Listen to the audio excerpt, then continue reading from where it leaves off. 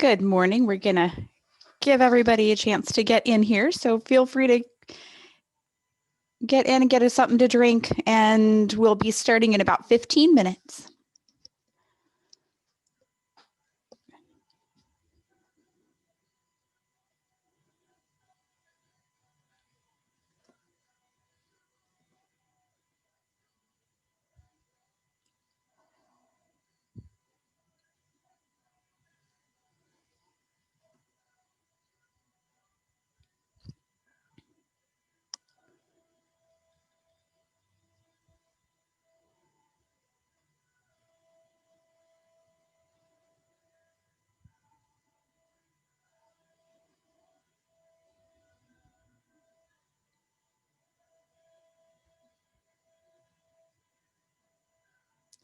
When you do connect, for the first, I would say the next 14 minutes until about 8:30, feel free to leave your mic on and talk to other attendees if you'd like. Otherwise, you can mute yourself, and during the meeting, we will all be muted just to make it easier for our presenters.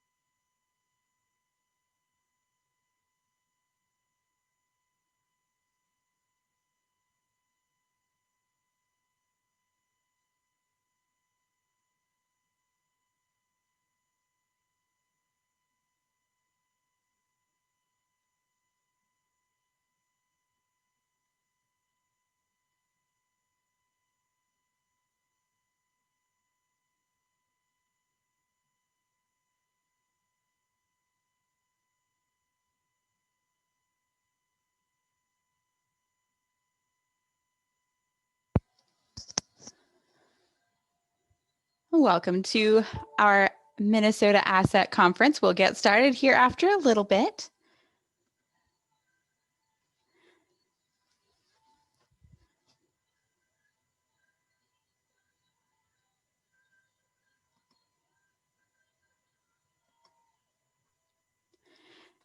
Like I've told a few other attendees, up until 8:30, if you want to unmute your microphone and talk to other attendees, that is just fine. If you want to keep it muted, that's fine too. But once the conference does start, we will ask everyone to go ahead and mute their microphones. just so we can hear our speakers without any background noise or as little background noise as possible. Please keep in mind, this is a virtual conference, so most attendees are doing this from home, so you may hear a little background noise, and that's okay.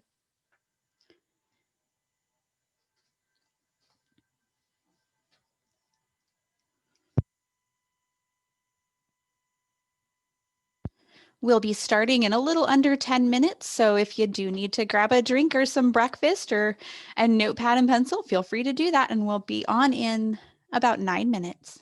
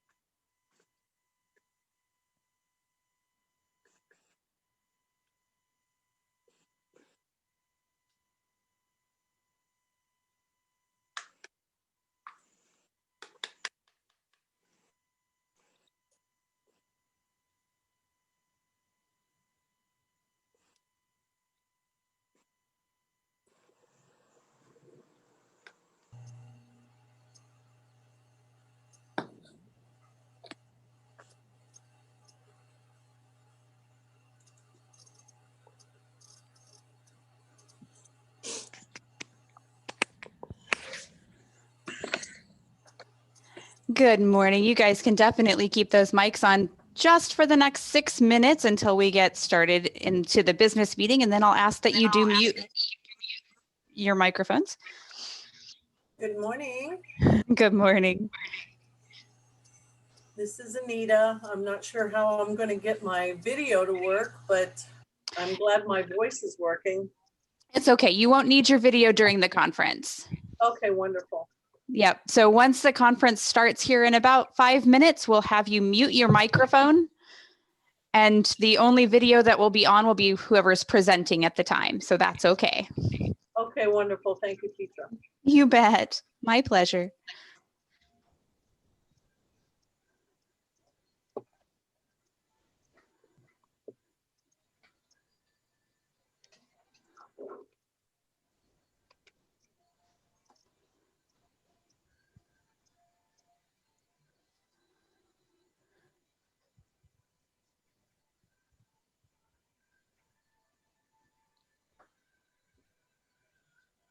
So for those of you who have just joined us, we have about 5 minutes left.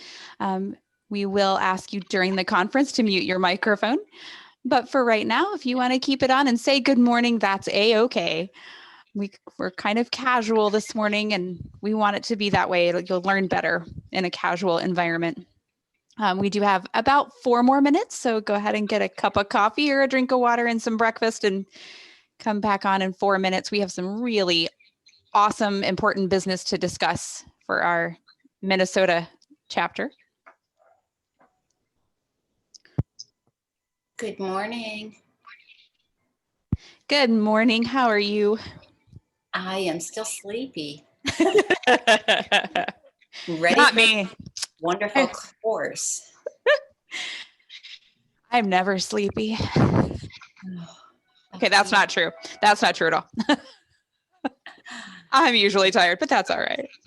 Actually, I just woke up, so it's only 6:30 here.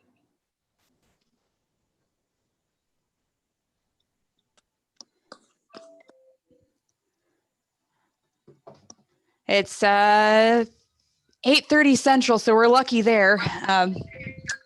Today I got to sleep in till 7, so that's good. That's huge. That's awesome. Right? Usually I'm up about 4:30, so 7 o'clock is that's massive sleeping in. Well, I work nights, so I just got off work. Me too, but I work with Anita. Oh, is that Jamie? Hi, Jamie. Yeah. Hey, hey, Anita. Long time no see. It's been about an hour. Man, you guys really must miss each other then, huh? The whole hour? Well, somebody posted this wonderful conference, so I immediately told Anita, and we both signed up for it since we're off tonight. You guys are awesome. Thank you to the person that signed or posted on the EEG tab group. I apologize if it was you, Petra, but we really appreciate it, especially being overnight weekenders. We don't always get opportunities, so this virtual stuff is really awesome. No apologies necessary. And yes, it was me. I was going through trying to figure out all the different groups I could possibly share it with.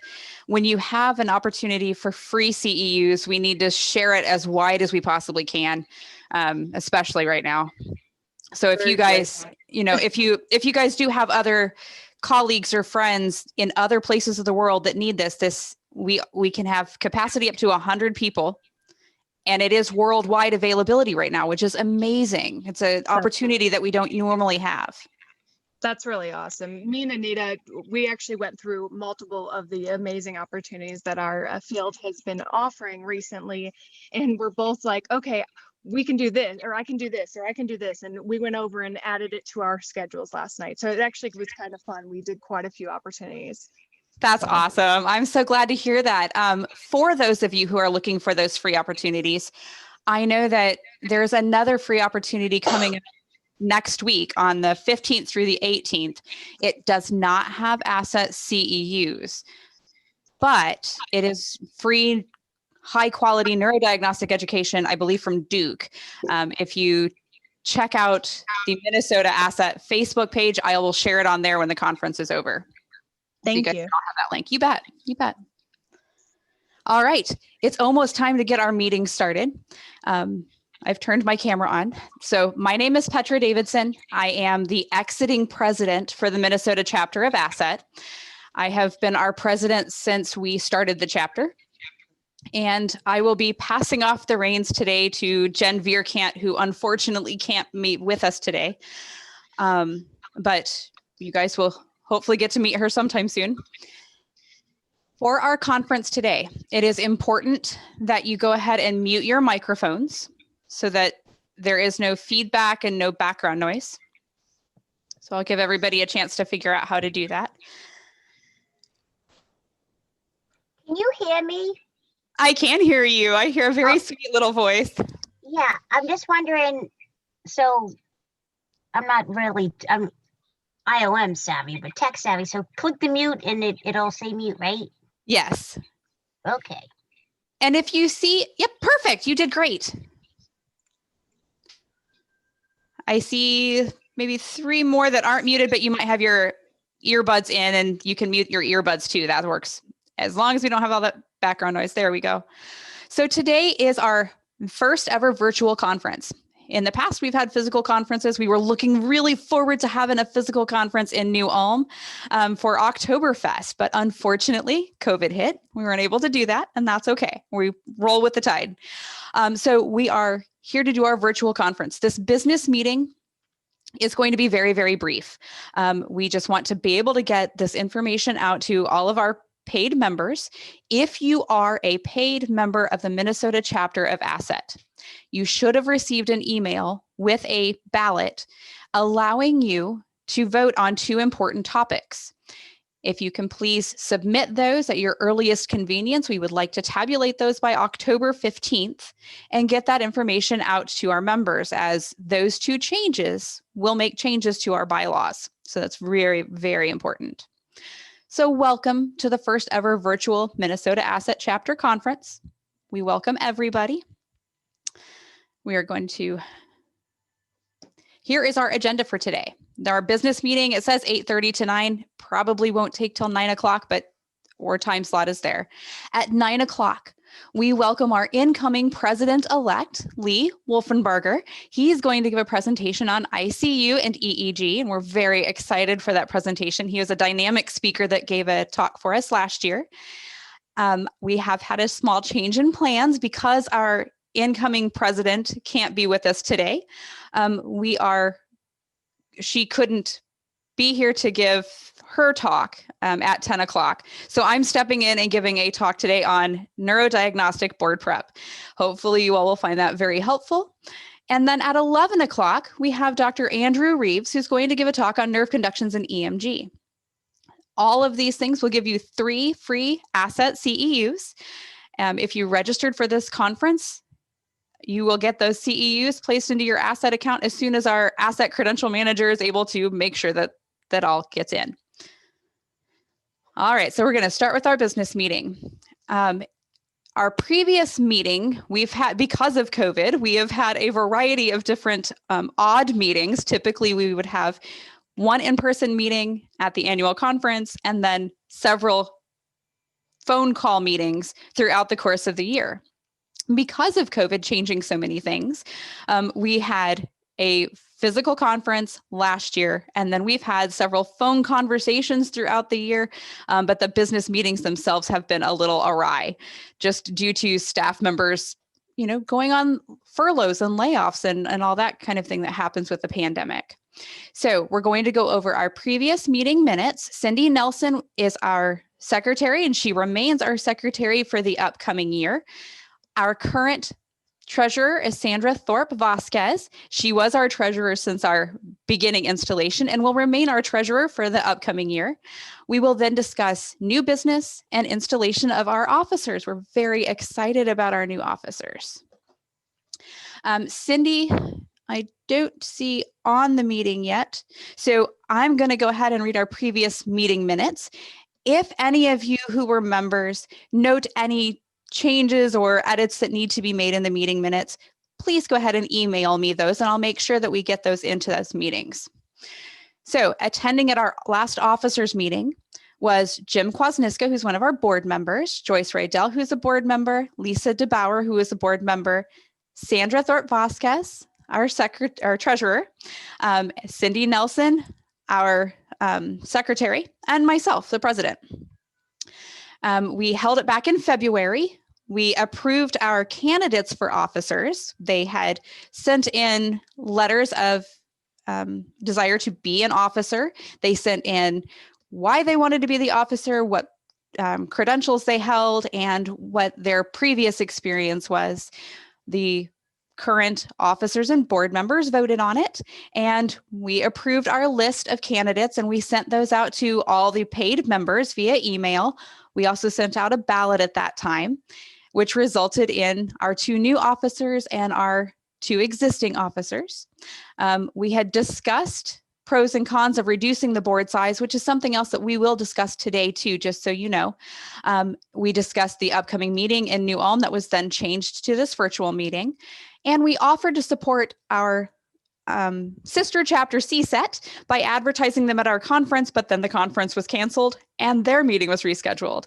So we weren't able to advertise for them, but that is something that we do as a chapter, is that we reach out to other chapters and we advertise for them on Facebook, on our website, and then in our emails, just so that we can get those CEUs out to everybody. As far as new business goes, I personally requested an additional $10 a month to be paid to Ascend by Wix to help upgrade our website. I have since also requested an additional $15 a month for Zoom Pro so that you guys could all be here and we could accommodate up to 100 people in our meetings. Very important stuff. For our new business, we have now grown from 26 members in December of 2019 to 59 paid members in September of 2020. We have a few more months left to go, and we can almost double that. That's really an amazing growth. For our financial summary, if Sandra Thorpe Vasquez is on, she can jump on and give that. And I don't see her on the attendees right now. Making sure that I'm not missing anybody joining in. Okay, so we're good. At the end of the year in 2019, we had a balance of $6,732. As of 2020, we did spend $216 with Wix because we do pay for our own domain. We pay for a professional website, and we pay for the ability to have our meetings. Our deposits from ASET for membership were $1,400. You see 1 cent to bill.com. That is a ASET benefit. ASET will actually direct deposit money for us from the chapter members as opposed to having to mail out checks and having us deposit them. So our current balance is $7,946.85, which is great for a small chapter like ours. As far as new items, you should all, if you are a paid member of Minnesota ASET, you should have received a ballot in your email box that gives you the right to vote on 2 very important topics. One of those is a reduction in the variety of chapter memberships. Right now, our bylaws state that we have to have, or that we have multiple different levels of membership. We have a student level, an associate level, a regular level of membership, and they all have different price ranges. What we are proposing is a change in the bylaws to having one single membership, and that would be a $35 regular membership for everybody, so that we can simplify our bylaws and simplify all of our forms and how we get paid. So if you are in support of that, you would mark yes on the ballot you received in your email. If you're not, you would select no. We also have another hot topic that we need to vote on. And you would do that via this ballot, and that is a reduction in our board members. So right now we have 3 board members. We're not filling all the spots that we do have for board members. There haven't been enough volunteers coming forward with a desire to be a board member. Consequently, we don't have enough to vote from. Our parent chapter of ASET has suggested that we dissolve the board for right now, or put it on hold, I should say. We put our board on hold until we get enough volunteers coming forward that want to participate, that we can actually hold an election and pick out of a pool of people. All that will change is not having the board members. We would still have the president-elect, the secretary, the treasurer. Those roles are still very vital and would be helping to run our organization. We just wouldn't have the extra board members. So think about it. If you are in support of reducing that, make sure you select yes on your form. If you're not, select no, that's okay. And if you have any concerns, please write us back at info@mn-aset.com and let us know what your concerns are. All concerns will be addressed. So those are our 2 big changes that are hot topics on our ballots. We want to welcome our new officers. Like I said before, unfortunately, Jen Vierkant cannot be here with us today. She had a family emergency, and our thoughts and prayers are with her during that. Lee Wolfenberger is our incoming president-elect. Lee, do you want to say a few words? Because I can switch the camera to you. Sure. Awesome. Let me switch it over to you.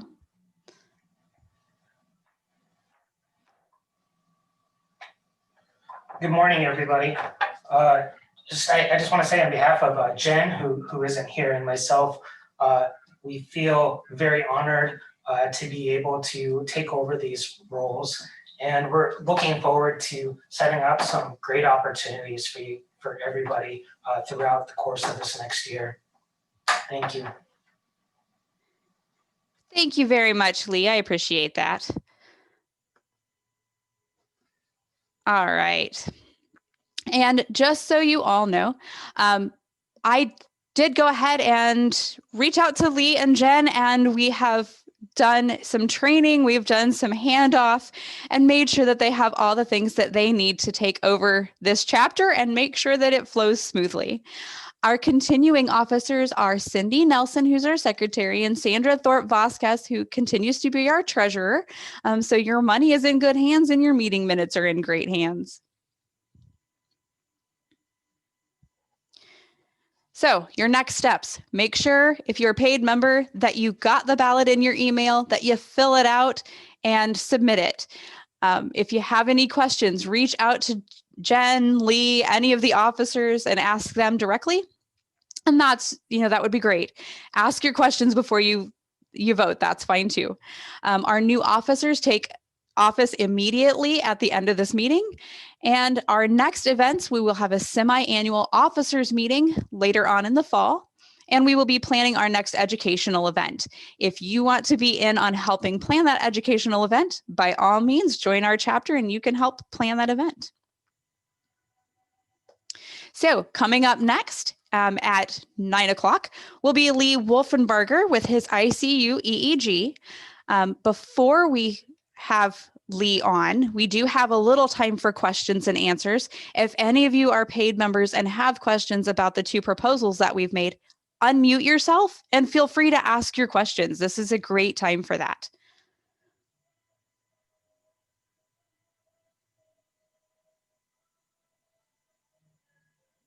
No one? Okay. All right. If you're more comfortable asking questions via email, be my guest. You can do that on our website too. Asking questions on our website sends that directly to our chapter and only to our chapter officers, and they can read those emails. So that works out well for them. Lee, are you ready to get started? Yeah. Yeah. All right. Well, let me figure out how to share those slides with you. Zoom is not as easy as I thought it was going to be for that part. So if any of you have tips on that particular piece, well, by all means. Lee, can you request control? So I'm trying to share my screen.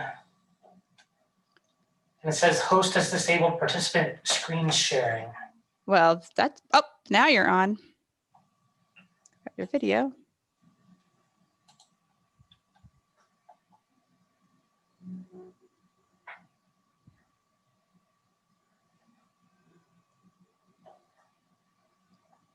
That is very bizarre because I made sure to select that you could because I knew you'd need to. Let's see. Yeah, bear with it. You know what? We have 15 minutes to figure it out before he's supposed to start. So you guys can get a drink of water and stretch your legs a bit before Lee starts, and we're going to figure this out. These kind of things do come up with these meetings. So give us just a second to figure this out.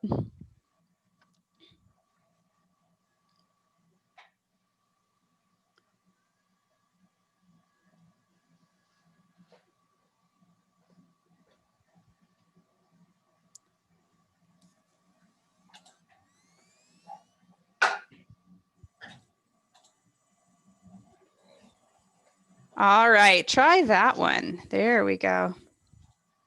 Here we go.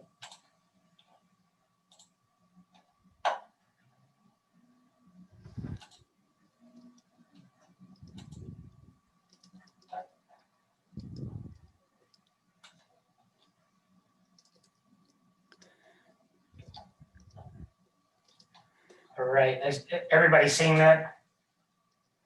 Yep. Great, great. So I'll just wait a few more minutes here. Or No. Do you want to go or? I can see it. Let's give everybody a few more minutes quick, just to make sure that they weren't deciding to come only at the talk instead of missing the meeting, because that does happen from time to time. I did share the agenda on Facebook and Twitter and LinkedIn, so they might be waiting till 9 o'clock. But we could probably go ahead. I'll introduce you here in just a few minutes. Sounds great.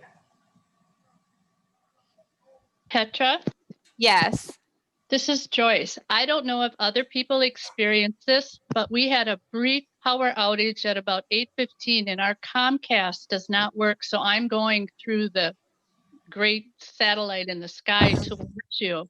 So I don't know if that happened in other parts of the St. Paul area, and maybe that's why some people aren't on. Just thought I'd pass that on to you. That very well could be. Thank you so much for that. I know that we have, as a country, we have experienced a ton of outages for internet coverage, because as a remote monitoring tech for a large company, we monitor hospitals all over the country, and we have experienced so many outages all over the place. And I think it's just there's a lot of attention for the bandwidth, right? So just be aware that might be why some of our participants aren't on. They may be having issues. And luckily I'm going through my telephone, but our TV is out and our computers are out here at my home. So, Oh and we live in no. the suburb of St. Paul. So we have no internet access right now. So anyway, just thought I'd Okay. pass that on. Now, the good news to that, if there is to be good news for that, I am recording this. So the entire thing is recorded from the business meeting all the way to the end. And we will make that available on our website for our attendees. Great. Thank you. Bye-bye. Bye-bye. Thanks, Joyce.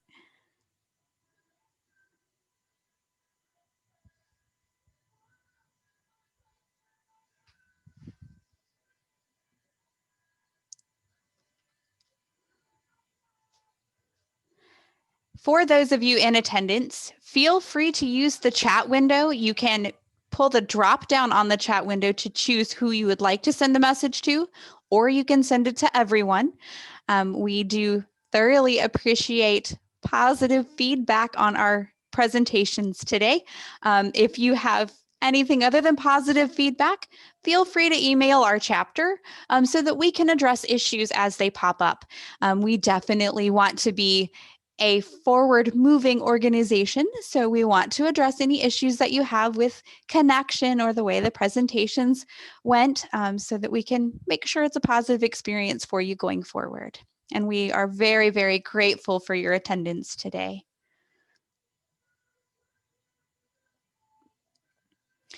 So here in just a few minutes, we're going to have Lee Wolfenbarger give his talk on ICU EEG. Lee comes to us from the Minnesota Epilepsy Group. He is registered in EEG and CLTM, which gives him great credentials for being able to give this talk and helping us to understand a little bit more about ICU EEG. And we are going to let Lee talk here in just a minute. If you have questions for Lee, go ahead and put them in the chat window as we go through the talk, and I will try to help him manage those questions. Anything that we don't get to during the talk, we will make sure we get answers to you after the talk is over, just in case.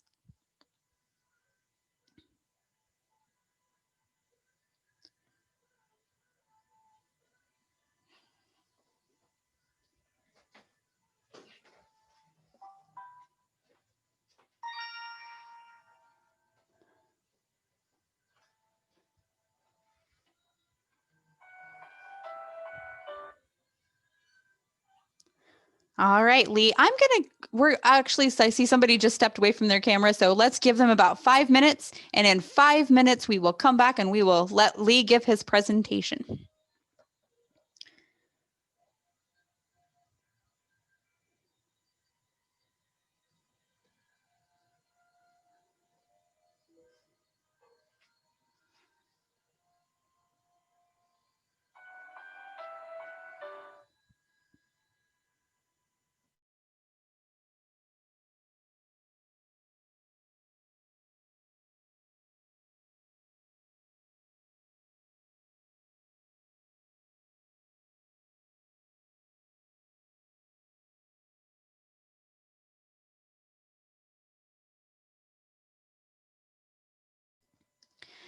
And just so those of you who are on know, you can feel free to share the link with other people that you know if they would like to attend for the CEUs.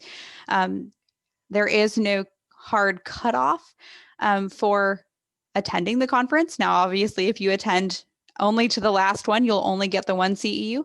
But this is still free CEUs for ASET. So I see people are still joining on and still getting tickets. So feel free to share that with other folks.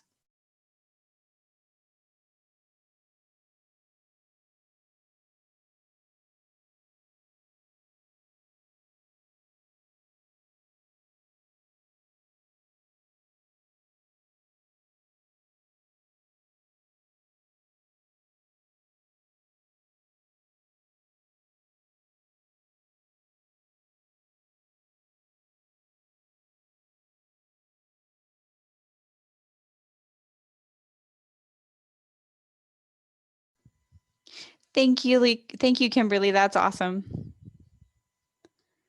We'll take all the extra sharing we can get.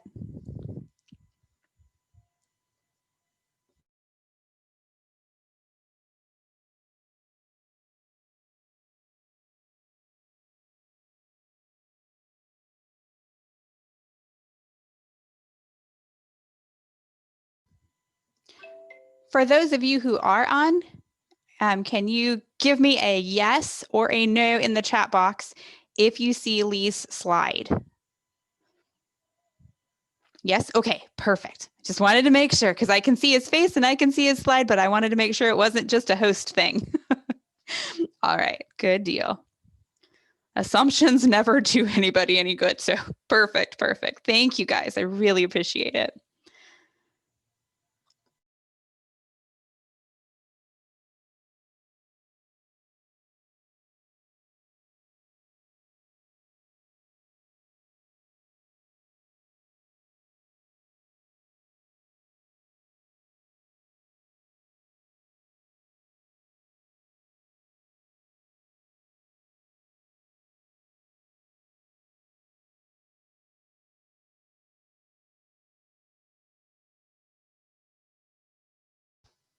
And Joyce, to speak to your St. Paul outage, I believe there's several other people in your boat. I am constantly getting new requests on our website for tickets and for joining into the conference via our Wix page. One of the benefits of our Wix website is that on my cell phone, I have notifications to let me know when you guys are wanting to join our website, when you want to join the conference, and when you are purchasing tickets. So I'm able to give you guys those approvals straight from my desktop wherever I happen to be. So we'll give everybody just another minute, and then we're just going to let Lee go ahead and start because it's all recorded anyhow.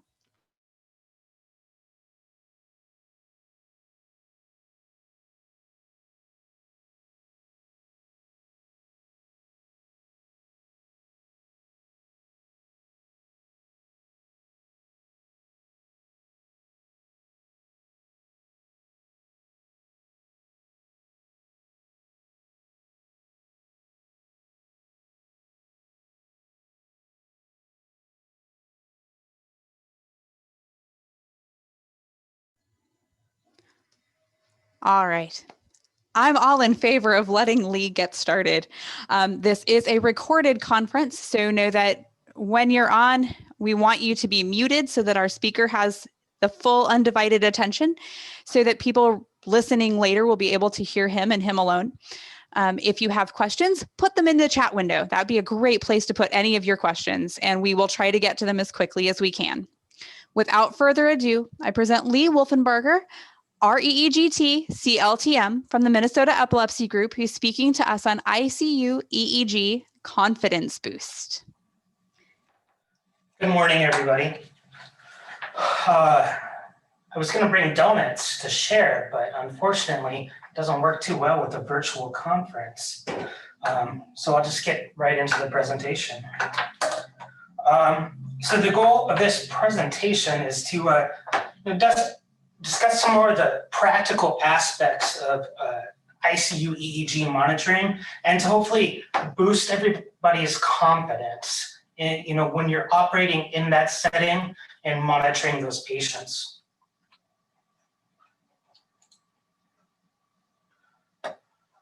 So again, this is just, a chart showing just how likely it is for patients to have seizures in the ICU after different events. So following, convulsive status, you have a 40-something% chance that you're going to develop seizures, either subclinical seizures or clinical seizures, again, in the ICU. And you can look at this. This is from ASET, and it just outlines that the importance and why this field is expanding. And we're continually doing more and more ICU monitoring. So the goals of this presentation: first of all, to discuss ICU practicalities with the goal of helping technologists to become more confident working in the setting. To stimulate conversation and sharing of experiences. So this is really important to me. So I do have several places throughout where I'm going to be asking people's questions, and I really hope that everybody will, participate, share their experiences. I feel that it's really important to growing the field and in moving forward, that we share and collaborate what it is that we may be doing and what our experiences may be. So the topics. So first of all, I'm going to talk about navigating the ICU. So this is kind of towards some of the more newer people, or people with not as much experience with ICU patients. I'm going to talk a little bit about MRI conditional and CT compatible wires and why those are useful and important. I'm going to talk a little bit about skin breakdown and communication that needs to happen with other hospital staff. I'm going to talk a little bit about the ACNS standardized EEG terminology. I'm not going to go into that. I'm sure there's plenty of presentations you can find on that. I'm just going to talk about the resources for people and how you might be able to use that. The interictal continuum, this will be important for this next topic, that setting parameters, something that I feel is very, very important with ICU patients, and I'll get more into that. And then finally, I'm just going to show some ICU artifacts. I wanted to have some pattern recognition on here as well. So we'll go through some of these, some more common and some more rare ICU artifacts. I'm going to invite you guys to, share some crazy ICU artifacts that you might have experienced. And then finally, this is a topic that I felt was really timely and important, and I really wanted to include. And at the end, I want to talk about compassion fatigue and burnout and EEG technologists with the goal of inspiring discussion around the topic. First of all, I'm going to talk about navigating the ICU. The ICU can be an intimidating place, especially for people who aren't familiar with it.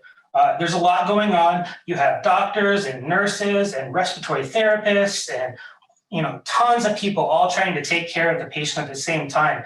And it can be an intimidating environment if you're not used to that. You want to know, you don't want to mess anything up. You don't want to get in anybody's way. And that's okay. But try not to feel intimidated, because remember, we are also providing a service that is important to the patient care. Well, people may be doing IVs and placing central lines. That is all important, but we're there to take care of the brain. And that, without the brain, what else is there? Well, I mean, the rest of the body, but, the person. And then there are certain patients, they come in, they might be in status. They might benefit from having that EEG sooner. So it's really important, I think. It can be easy to come into that environment and, have someone send you away and then, call back hours later, finally telling you they're ready. I think it's really important to communicate with the nursing. Those patients could be in status, right? And delaying that care is not a good thing. And yes, there are certain things that are going to be more important. They're going to want to be placing an airway, placing central lines, sterile procedures, and that kind of stuff you might have to wait on. But make sure that, if there are things that they can do, such as hanging IV drips, that we can get in there and work, and it's not really going to interfere. So, feel free to make sure that you are getting in there to take care of those patients. And, a big part of that is identifying the primary nurse and discuss your needs with them. This is super beneficial. If you are, upfront about your desire to hook this patient up sooner, they're going to help you out almost always. They might be busy, so it might take a little bit to, get their attention. And sometimes it's hard to figure out which nurse is the primary nurse, but that communication will help expedite the patient care every time. It can be helpful to call ahead. It may be the case that they are doing a sterile procedure, in which case you can't get in to hook that patient up. It also may be the case that they're going to go to a scan or some other procedure right away. Maybe it's a cardiac patient and they're going to go to the cath lab, and it will save you the time, of going down there and trying to, figure out what's going on, and just, make sure that you don't waste that time, that you're getting down there when you need to be there. Notify the neurologist that there's going to be a significant delay. So yeah, this is a really important one. Oftentimes you get that order and the physician knows about it, then they're waiting for that patient to be hooked up. And we need to let them know that there's going to be a delay, because that may influence some of the decisions they may make regarding that patient's care. If there is concern for status, they may decide, to treat. Whereas, they might have beforehand wanted to wait for the EEG. So just make sure that you are communicating with the neurologist. Space can be hard to come by. So yeah, I think this is one of the probably most frustrating aspects of working in the ICU is there is so much equipment in these rooms, and especially some of these older hospitals. It can just be hard to move yourself, not to mention place your machines and get your equipment, set up. Oftentimes, this is, again, something where you're going to have to communicate with the nursing staff, and, you might have to do some creative problem solving, moving things around. But it's important that you make sure to get a good of a camera angle as possible. So even if there isn't much room, really try to get a good camera angle for a video EEG. This is going to be, really important for the physician in trying to evaluate that patient. There may be cases where you have subtle seizures or lateralized seizures that may not be very visible if the camera is at a poor angle. That can be the difference between a physician deciding that seizures are non-convulsive versus, a subtle convulsive seizure. So that's important. Finally, access to patients, the patient's head might be difficult. Some of these patients will have surgical incisions, wraps, drains, and ICP monitors. And they may be bloody or covered in residue from antiseptic preparations. So it's really important to make sure that, you're cleaning off some of that so you can get good connections, that you're staying away from fresh incisions, that you're trying to place the wires, as best you can. Sometimes it can be challenging. Of course, per the guidelines, the most important thing is always, place them symmetric. So if you have to move a wire on one side, make sure you're moving that homologous wire on the other side to match. And it may be necessary. Sometimes it might not be possible to get all of the wires on. Just not possible. Too much of the head is wrapped and you can't remove the wrap. So it might be necessary to get a little creative with your montages, always communicate with the physician to let them know what those limitations are, but, it may happen. So I just wanted to open up, just a few minutes for discussion here. And I'm kind of curious, what kind of troubles other people have getting set up in the ICU, or what kind of experiences do you have with this?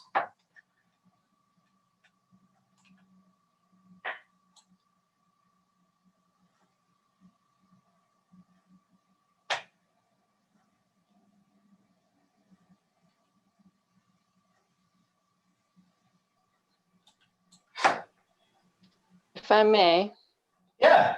sometimes I feel like I'm doing parkour almost when I'm getting behind those beds. Those IV tubes and all the drains that you mentioned previously, it's not always super easy to move those beds. And sometimes you gotta work those obliques and be okay with it. Absolutely. Absolutely. And Lee, I don't know if you saw the comment, but John Paul says internet connection can be very problematic. Oh yeah, definitely. I can't even quantify how much time I've spent trying to troubleshoot internet in the ICU. It's and then it's frustrating too, because you have the staff and the patient's family, whoever else is there looking at you, and you're like, well, I know what I'm doing. I'm a professional. Anybody else? And feel free to type as well. So CD said, I agree. It feels like we're doing yoga to get behind the patient. Amen to that one. You have to be a contortionist to work in the ICU. So John Paul said, calipers make a very helpful tool when doing ICU hookups. Okay. Me personally, I think it was the gowns and the masks and the gloves and being too short to fit behind. I was so short that when I would stand behind the head of the bed, I wasn't tall enough to reach over the top of the patient to get to things. So I often had to have a step stool to be able to get there because of all the stuff that was next to the patient. Yeah, absolutely. And some of those ICU beds, there's quite a distance between the head of the bed and the patient, really. Right. So little short me when I was pregnant, it was ridiculous. So Jamie Thompson said, I have trouble with the neurosurgery, having too many bandages and not understanding that I can't put on electrodes because of the bandages. Yeah, and heaven forbid you touch the bandages. Absolutely, that can be extremely frustrating, and it can often be hard to get a hold of someone from neurosurgery in a timely manner to discuss maybe what you can and can't do. What would you suggest, Lee, as the best way to address neurosurgery about us needing them to move the bandages? Yeah, no, that's absolutely a great question. So in my experience, this is just another time that that bedside nurse is going to be your best friend, because they're going to know who to page. They're going to know who to call. Usually, at least in my experience, there is at least a neurosurgery PA on call that they can get a hold of. Okay. And then let's see, CD says patient families asking you to read the test or asking what the different lines mean. Yeah. And never tell them you don't know what it means, because then they have doubts about your skill level, just letting you know. But what you can tell them, and this is per the ABRAC board exam, is talk to the doctor. That's your best default answer. Talk to the doctor. That gets you out of all sorts of HIPAA trouble. Matthew said, can anyone elaborate on internet connectivity issues and how to overcome them? Are you attempting to use Wi-Fi or wired connection? Oh, so Matthew, this is a great discussion. I unfortunately can't get into too many of the technical details. What I can tell you is that we work in several ICUs and we use both wired and wireless connections. And I have to say, when they're configured right, the wireless connections work great. And in fact, in some of our ICUs, it's actually a faster connection through wireless than it is through the hardwired outlets. I think this is something that you really need to work with the hospital IT staff on. Hopefully they can, help elucidate that. Okay, and then we have a couple other questions. Jamie says, I work nights, so often the residents don't want to make a decision without consulting the attending, and they don't want to wake up the attending.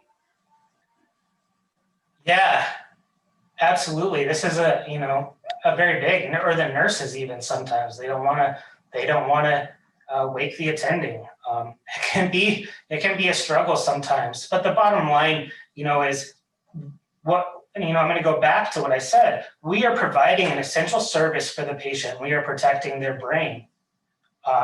And yet physicians might be grumpy, but if it's important to get a better connection or better reading on that patient, we need to make sure, put pressure on them to make that page.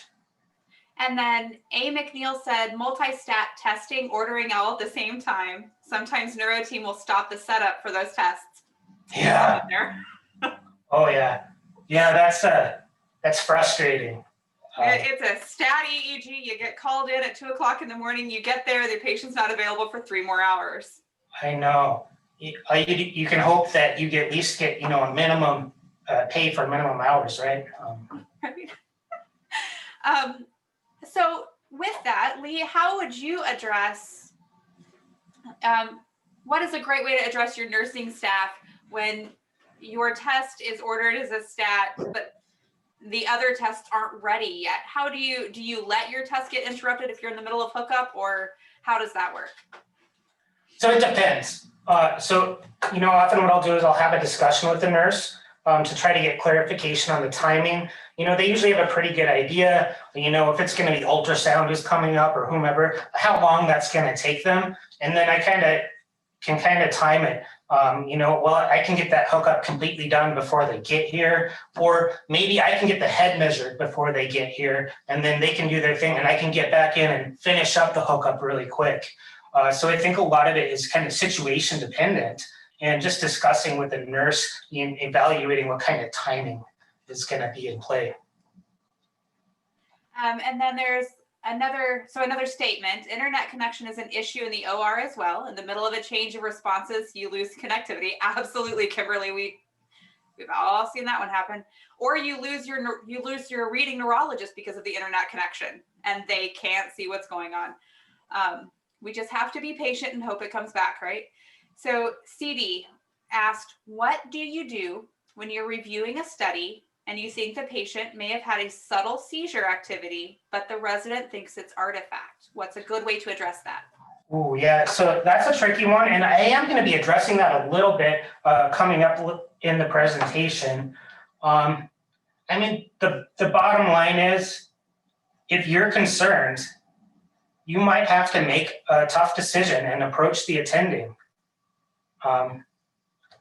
Sometimes residents are wrong, and sometimes EEG techs, we may have more experience, and maybe we've seen something like that before, and we knew it that that was important for the physicians then. It can be problematic politically to do so, but ultimately, I think the end goal is what's best for the patient. And with that, I think I'm gonna move on here. Thank you, everybody, for contributing.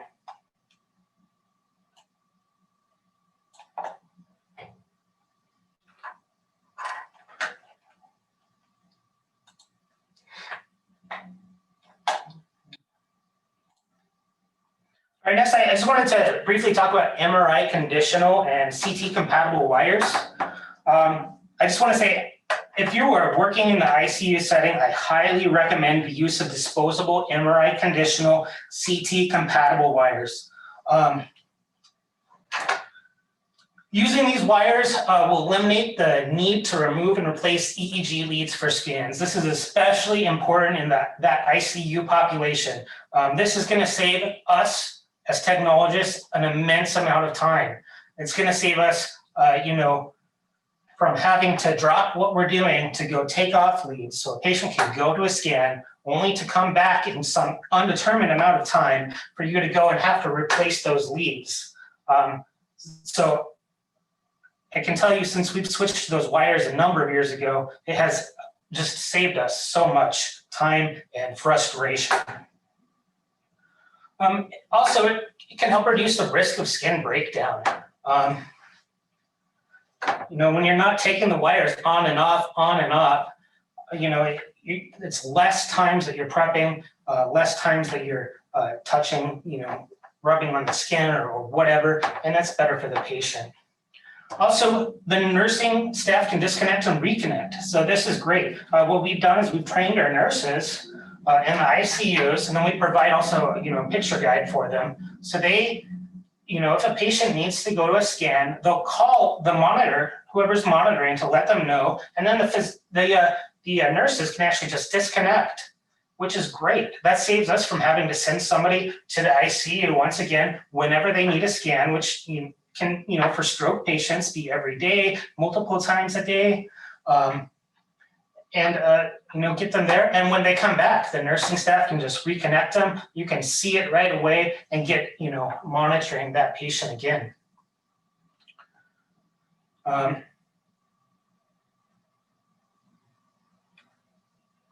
So, it is really important if you aren't using these already and you want to switch to using MRI conditional CT compatible wires in, either your EMU or your ICU, it's really important that you sit down with your radiology department and talk it through it with them.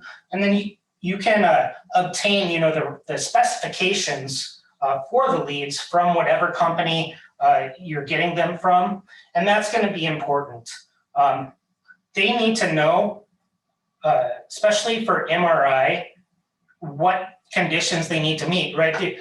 For CT, we say they're compatible because you can just put them through CT. It's not going to hurt the patient, and the scan will turn out okay. Whereas MRI, they're conditional because there are conditions that MRI machine has to meet for those electrodes to be able to be used in them. There are time limits. There are limits on the strength of the magnet and other aspects of the machine. So they need to make sure that they know what that is before they approve using those wires. Otherwise, you're going to send those patients down there and they're either going to remove them themselves or they're going to tell you have to remove them because they're not going to stick something they don't know into the MRI, rightfully so. And I'm just curious, just a quick poll here, if you just want to kind of go in the chat, how many of your guys' departments are using disposable MRI conditional CT compatible leads?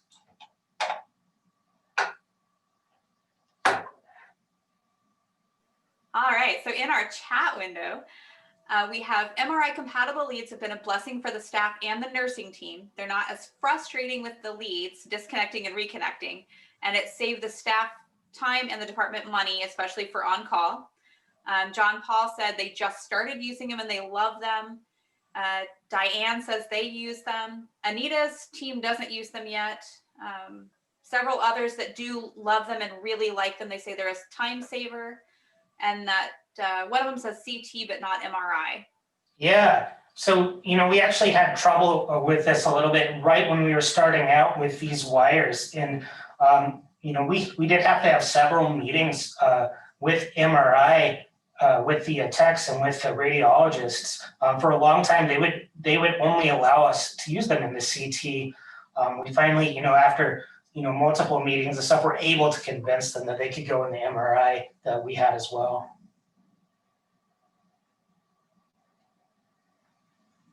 Yeah, absolutely. It keeps the. I see someone here talking about how it keeps the patient in status on EEG longer too. That absolutely.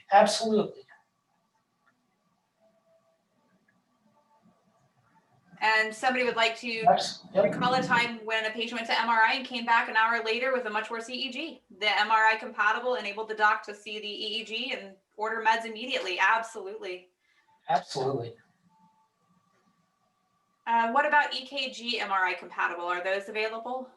Those absolutely are. Yep. And those are actually pretty common. We have the 3M leads that are MRI compatible. We usually do take off the EKG lead when we send our patients though, because the cable that connects to the patch, which is compatible. You can get some, although I do want to say there are products out there, disposable patches that can go into the MRI as well. Yeah. Do you have any ideas on how to bolster your case for the MRI compatible electrodes to upper management? They said that they've tried multiple times, gotten samples, but just not quite there. Is there a strategic way to present the case to upper management and possibly even to radiology? Yeah.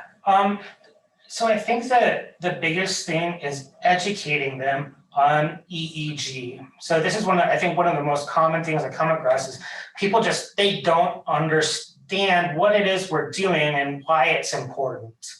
And it's sometimes hard to get them to make the time to listen to you.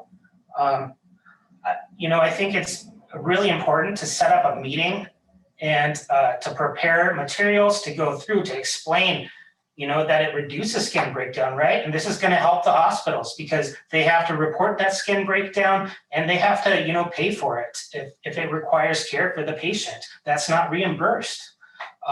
We can also talk about, liability, catching those seizures sooner, better outcomes for the patient, right? If we are, catching these seizures sooner or, monitoring these patients, sooner, we are able to get treatment sooner, potentially limiting the amount of time that those patients are going to be in the hospital.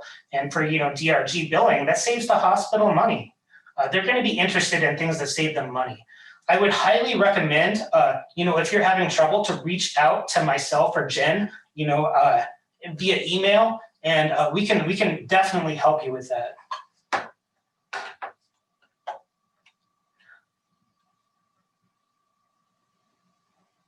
Oh, that's too bad. I see, Anita, the radiology was on board, but the management team still said no. That's frustrating. Yeah, and this is great. Reach out to the manufacturers. And we've done this, as well when we're meeting with the radiology department. We reach out to the manufacturers and put them in touch with people. Rhythm Link, any other company who's doing this, they will help you make that case as well because they want you to use that product. And they have the information too that they can present the studies as well on the efficacy.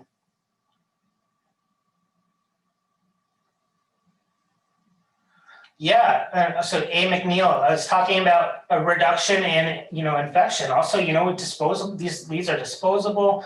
You're not, less risk of skin breakdown. This is less of a risk for infection or spread infectious disease. Yeah, it's important. Oh, this is great, Marianne. Yeah, the sales rep came in, radiology did a test MRI with the head of radiology, and that sold them. That's great. That's great. So it's interesting. It seems like the majority of people are using these, but there's still some places where the either management or radiology is kind of stopping people. And once again, I'd say if you guys need some more support, I would definitely reach out to the suppliers, the manufacturers, and to if you want to reach out to myself and Jen, or there may be other people too would be willing to help you with that.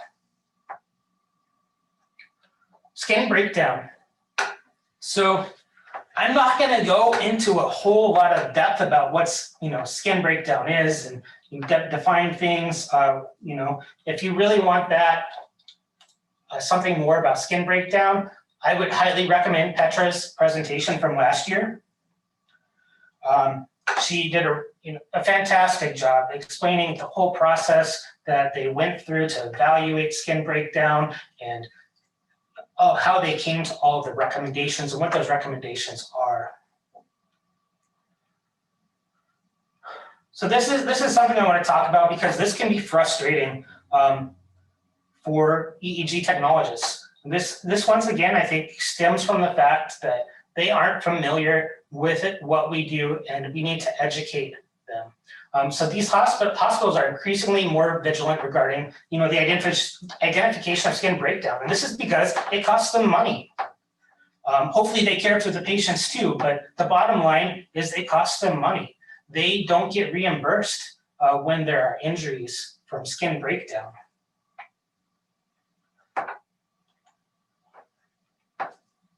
So my recommendation is, it's really easy when they first start looking out for this. All of a sudden you'll notice reports, you'll be getting, notifications and emails from hospital management, and they'll be very offensive about, the skin breakdown. And, especially if you look at, Petra's presentation, we can't always prevent that. We can do everything that's in our power, but the bottom line is these are sick patients, and sometimes there might be a little bit of skin breakdown.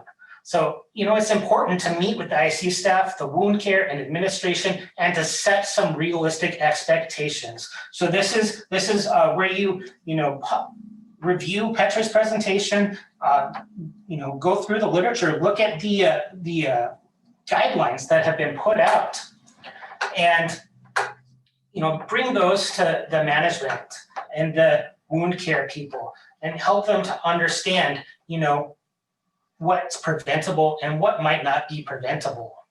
Obviously, we want to do what's the best for our patients. We don't want skin breakdown. Help them to understand that. So another thing that we've done is for all of our ICU patients, as kind of a standard, move the location of our EEG leads. So specifically, for patients, especially that are going to be on their back, a lot, we move 01, 02 superior. And that's just going to help make sure that those patients aren't lying on those wires and getting, pressure injuries from that. Sometimes patients are going to be on one side more than the other two, and, you may need to, move temporal leads up a little. The bottom line is make sure that that's documented, let the physician know. But oftentimes with these ICU patients where you're looking for global changes, the physicians are going to be fine with you, moving those wires to prevent pressure injury. So we have two tools that we kind of use to help communicate with our wound care ICU staff and our administration. We use the NEWPAP pressure injury guidelines. So that's the National Pressure Ulcer Advisory Panel, Injury Advisory Panel, And then the FLESH scale, which is the Florida Electroneurodiagnostic Skin Health Scale. So we actually sat down and reviewed these with, the administration, and showed them the diagrams. So the other thing we do is document skin breakdown before, during, and after EEG placement. And, I think this is standard for a lot of patients on a lot of places, but I think this is even more vital in the ICU because those patients are sicker, skin breakdown can happen quicker, and just to make sure there is a clear temporal progression, you can show them, this is when they came in, we and the nurse documented that there wasn't any skin injury at that time, or there was. We've had patients, maybe they came in from another facility where they do have some skin breakdown already from EEG, or they have a head injury or something. So that's important to have that documented. And then every day we're assessing those leads. We have someone come in every day, usually when we're doing our reactivity testing, and we are assessing. We're looking for any changes in that skin integrity, and we're documenting it at that time as well. We're communicating with the nurses so they can document it. And once again, so everything is on the level everybody knows, and we can get treatment and intervention if it's needed earlier. And then finally, after the patient's taken off, we always do one final assessment, and once again confer with the nurses, and then document. So this is the NEWPAP, the National Pressure Injury and Advisory Panel, wound staging. As you can see, we have stage 1, 2, 3, 4, unstageable, and then a deep tissue injury. And these can sometimes be useful for EEG. A lot of times with EEG leads, though, we're not really seeing much beyond maybe the stage 2. And so sometimes, what we find actually in general is this, the Florida Electroneurodiagnostic Skin Health Scale, or the FLESH scale, I love the acronym, is, actually kind of a more useful tool for us. And it comes with these pictures. I feel that this one is really kind of targeted for EEG specifically, and really helps communicate that. So our nursing staff uses this as well. We've, in the ICU, we've introduced this to them, and they know they're familiar with this and how to document it. But this is really great. Starting with normal intact skin, just a little redness, a loss of skin integrity with breakdown less than 2 millimeters, loss of skin integrity with breakdown of 2 to 4 millimeters, breakdown greater than 5 millimeters without drainage, and finally we have, with drainage. So I think that, a combination of both of these is a great way to, communicate. But, if you're not already, I think more people are probably familiar with this than this. But if you aren't familiar with this, I highly recommend it. All right, I'm gonna move on to some ICU artifacts. So this isn't gonna be comprehensive. What I'm gonna do is I'm just gonna talk about artifacts in the ICU in general. I'm gonna go through some that are either interesting to me or common or commonly mistaken for something else. Like I said, by no means comprehensive. And at the end, I would love to hear from you guys what's some interesting or novel artifacts that you've had, experienced in the ICU setting. So in the ICU setting, obviously, artifact can be sometimes difficult to identify and eliminate. There are a ton of machines in there, lots of cables, hospital beds. There's just a ton going on, and a lot of that you can't just go unplugging. Some of that's pretty vital that it remain plugged in. So it can be useful to talk to the nurse. Sometimes they can help you unplug things to help identify artifact. Even if you can't eliminate it, it's still, I think, good tech work to go and make sure that you're identifying what it is, so that, that helps everybody make sure that you really did look into it and the physician understands that it's something you can't get rid of. So first of all, and everyone's like, oh, 60 hertz, that happens, with everything, everywhere. Yeah. I think I just wanted to discuss this in particular in the ICU setting, because, it can be extremely hard to get rid of sometimes. Sometimes you have patients who are on, equipment that puts out a lot of artifact. Your impedances may be great, your ground and your reference may be secure, but sometimes there are certain pieces of equipment that are vital to that patient's care that just put out so much artifact, it can be hard to get rid of. So for the technologist, this is where going through your troubleshooting is important and documenting it. Once again, I think this is something everybody has been preached to about a billion times. And don't just go turning on the notch filter. And don't just say there's artifact, can't get rid of it. Say something more. Make sure that you document what you did try. And, maybe another technologist will come along later and, figure out something you didn't try. Make sure that you are, looking into all the possibilities and documenting it. Yes, honey. All right, next I want to talk about ventilator artifact. So this one I think is just really interesting. It's kind of a unique pattern. And I have actually seen technologists misidentify this before and called it, bifrontal activity. It's really important that if you, see something like this, that you watch the video, because that's going to give you a big clue. If you see that this is time locked with the patient's respiration, that's a good clue that this is probably artifact.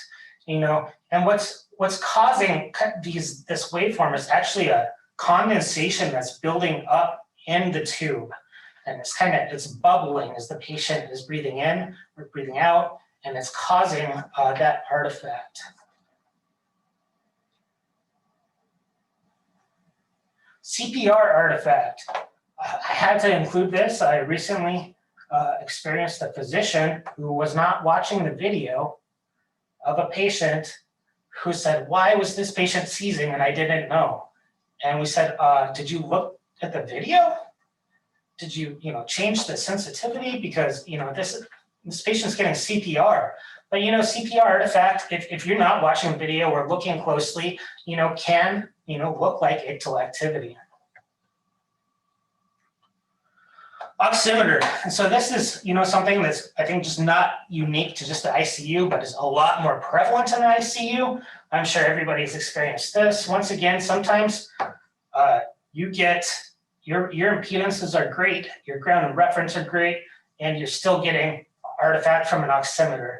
And, particularly I found that certain brands tend to cause more artifact than others.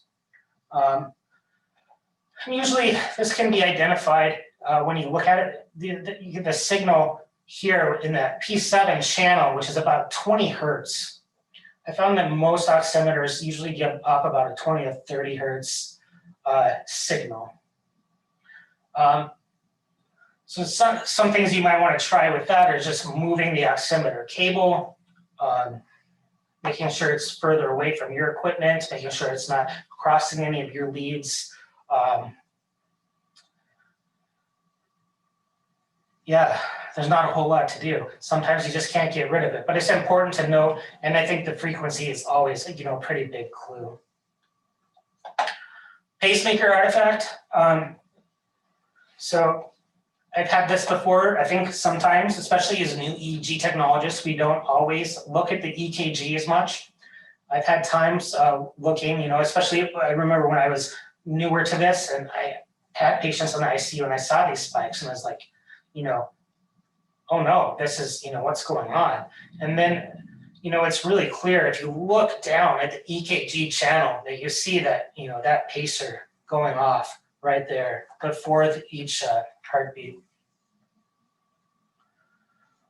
So this one is one that took me quite a while to figure out on the patient. So we have a patient that was fairly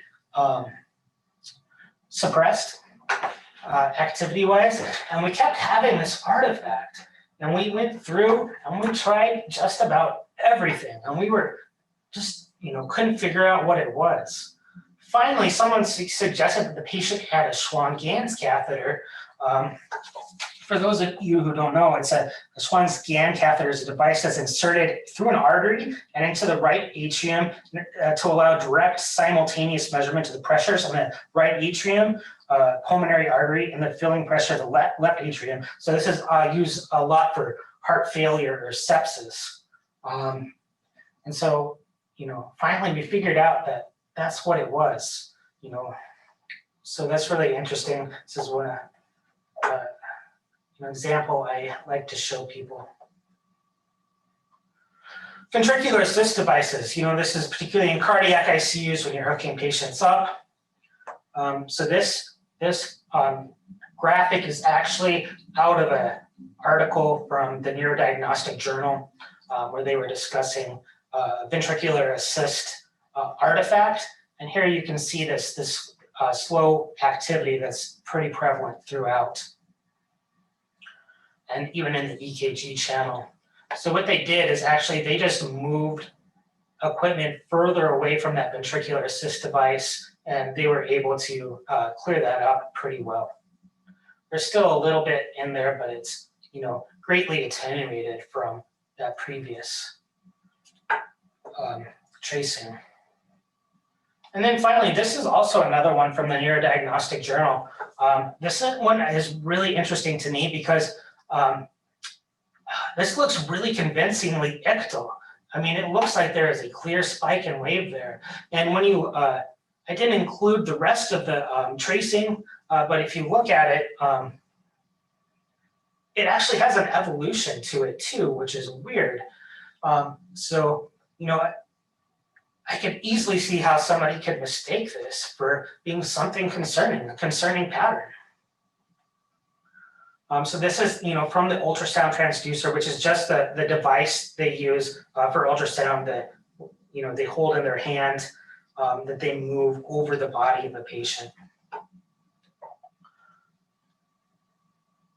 And of course, there's other artifacts, sweat, muscle, ballistocardiographic artifact. So that's the, you know, from the patient moving with a heart electrode, telephone, other electronic device artifact, pulse artifact, glossokinetic artifact. So we have, sometimes you'll have patients that are, you know, having myoclonus or, you know, some sort of repetitive tongue movement that can cause artifact. IV drip, of course, movement artifact. Sometimes patients can move around a lot, making it difficult, or, you know, they have a lot of muscle. Nursing cares, obviously, you know, look at the video. And then NG tubes, sometimes the pumps from those NG tubes can cause artifact. So then I'm just curious, I think this is a time, you know, to share what are other unique ICU facts that people have seen?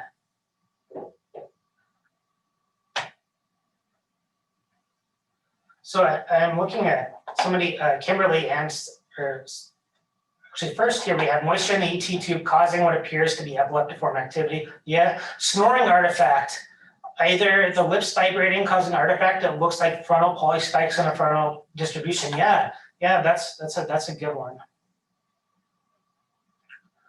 Oh, I'm going to go up here and look at these. Wow, there's a lot of great comments here. Thank you, everybody. Percussive artifact from the bed shaking.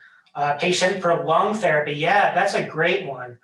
You know, especially, you know, kids with maybe cystic fibrosis or something, they need to loosen up that mucus, and they have those devices, the percussive devices. Yeah, people just touching the bed. You know, sometimes those beds can be a terrible source of artifacts. Oximetry is the enemy in any situation. Absolutely, absolutely. VNS and DDS artifact. Yeah, those are great ones. Actually, you know, I kind of wish I had included those. IV drip, yep. Family rubbing head. Yes, I've had this one happen before too. You know, that sometimes they just don't understand. They want to, you know, rub the patient's head, you know, as a gesture of, you know, care, compassion, but it can really interfere with the EEG tracing. Even people just setting their hands on the forehead of the patient, definitely. And, you know, that's a situation where, you know, I usually do try to approach them and just kindly point out that, you know, the leads are recording and, you know, their hand is interfering. And as long as you're kind about it, they almost always understand. They want what's best for their family or loved one.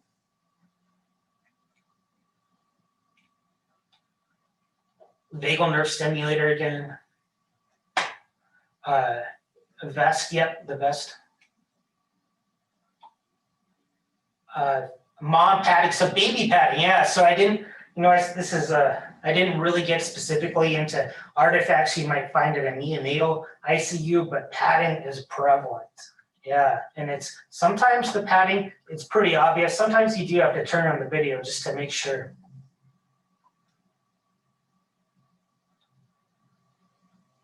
Yep, sometimes how they put the towels around a head to hold it up, plus ventilator artifact gets confusing, absolutely. You know, the nursing staff aren't always cognizant of, you know, how they're placing the head and how that might affect the EEG. Beds that inflate and deflate to help prevent bed sores. You know, I think I really like that they prevent bed sores, but those are just so annoying and frustrating. You know, even as a patient, I've had those beds before, and it just drove me nuts. Breastfeeding, yeah, that's another good one that you see in the neonatal ICU, that sucking artifact. So breastfeeding or sucking on a pacifier, absolutely. Washcloth on the forehead of febrile patients, yes. Can't enumerate how many times I've had to, speak, with a patient's nurse and just explain to them that having a wet washcloth across the electrodes on the forehead was interfering and probably not a great idea. I've had to ask parents to step away also when they see their child having a prolonged seizure and holding the hand displaying clinical activity. It's a tough moment. Absolutely. And we're going to discuss that a little bit more. Mud bed. I'm not sure what that one means. ECMO artifact, yep. Respiratory vibrator for the chest, yep, absolutely. These are all great. Yeah, if anybody else, thinks of anything really crazy or unique, yeah, I'd love to hear about it or see an example. So on to my next topic here. You're okay. If you need to go a little over, you're just fine, Lee. Okay, yeah, sorry, I was just checking. No, you're fine. I'm filling in for Jen anyway, and so I'm flexible. Great, yeah, I'm really happy with these discussions, and I want to, allow people to have time to share. Absolutely, this is wonderful. You're just fine. So setting parameters. This is something as a technologist that is extremely important to me. This can help alleviate a lot of stress, especially when you're monitoring. So it's important to communicate with a neurologist regarding what they'd like to be paged about on any given patient. I like to touch base at the beginning. What are you expecting and when do you want to be paged? I mean, there's some things where it's fairly obvious you want to be paged. There's a seizure, a convulsive seizure. And sometimes, they already know, or they have treatments on board, and they know the patient's having non-convulsive events, and maybe they don't want pages except for when it meets certain parameters. But as a technologist, you don't want to be guessing. You want to know what the physician wants. So sometimes it can be like pulling teeth, but I always try to get the physician to set some defined parameters. This I find very useful because I'm not the one who's deciding the patient's treatment. I'm not the one who has that full clinical picture. So the physicians really need to be helping me know what's going to help them. Yeah, and then monitoring tips so we know, so when we're comfortable when to page and not to page. Sometimes, they might not want to be paged. Sometimes you might have maybe it's the EMU and you're monitoring a patient who has Dravet syndrome. Maybe they don't want to be paged for every seizure, but there's, a seizure burden if it's met. They want to be paged. Or if, this certain number of seizures or, only a certain type of seizures. So, that can be really important. And, a great argument for the neurologists, if they're, you're having trouble getting them to set defined parameters, is to, really let them know that it's going to help save them pages. Because as technologists, we are going to default to paging them if we have concerns, any concerns, right? But if we know the physician isn't concerned, it doesn't want to page about something very specific, then, that can help, prevent them from getting as many pages. So, I want to talk about in relation to this a little bit, the ictal-interictal continuum. So, in the ICU, there's rhythmic and periodic patterns are pretty common. And it's not always clear what is ictal and what is not. And the fact is there's actually not any clear consensus among physicians as to when some of the patterns are considered ictal. So, we're watching for non-convulsive status, but sometimes it's hard to tell, is this just an encephalopathic pattern or is this status? And, the physician is ultimately going to be the one to make that decision, but, it's good for the technologist to be aware of, some of the things that the physician is taking into consideration. And then, you know, if the physician's not sure if it's ictal or ictal, where does that leave us? What do they want to know about? And remember, we are the eyes and the ears for the physician. They can't be watching these studies all the time. We're the ones who are doing this. So it's really good to know what they want. So here, these next 3 slides, I'm going to show some triphasic or waves with a triphasic morphology. So the first one here, is this ictal? You know, well, I mean, ultimately the physician's going to decide, but as a technologist, you know, I'm gonna think that this is probably going to be more likely something that's metabolic. And we do see, I do want to point out the clear anterior to posterior gradient on here, or lag, sorry. So what about this? So here we still have triphasic waves, but now they're getting more organized. We still have our anterior to posterior lag here, but you know, it's looking a little more organized than the previous one. And then what about this? I think just about everybody is, you know, paging the physician right now if they see this. But once again, these are triphasic waves with triphasic morphology. So the ictal interictal continuum. So when is a pattern encephalopathic and when is it seizure? Sometimes the distinction may not be clear, or sometimes it may be clear, sometimes not so much. So we need to ask the physician when they want to be notified. So here, this is just a graphic of the ictal interictal continuum. We can see on our x-axis, we're going from patterns that are going to more likely to be interictal versus ictal, and patterns which are more likely to cause neuronal injury, you know, in the red, and then blue less likely. So as we move across, so we have suppression burst here, the SB in the bottom corner. So this is something that has a, you know, generally physicians are going to consider as a low likelihood of being ictal. And then rhythmic delta activity is a big area here, moving from not likely to be ictal to more likely to be ictal. Generalized periodic discharges, once again, run the gamut. There's a lot of factors that the physician may take into account to, you know, decide where it lies on this in this graph.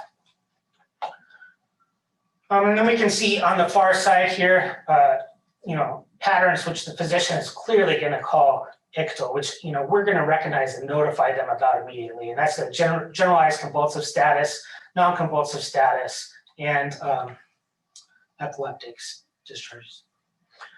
So this is another graph. I feel that actually this is kind of more useful for us as we're thinking about it. So this is kind of showing as we have repetitive patterns or periodic patterns, how the increasing frequency makes it increasingly likely to actually be non-convulsive status.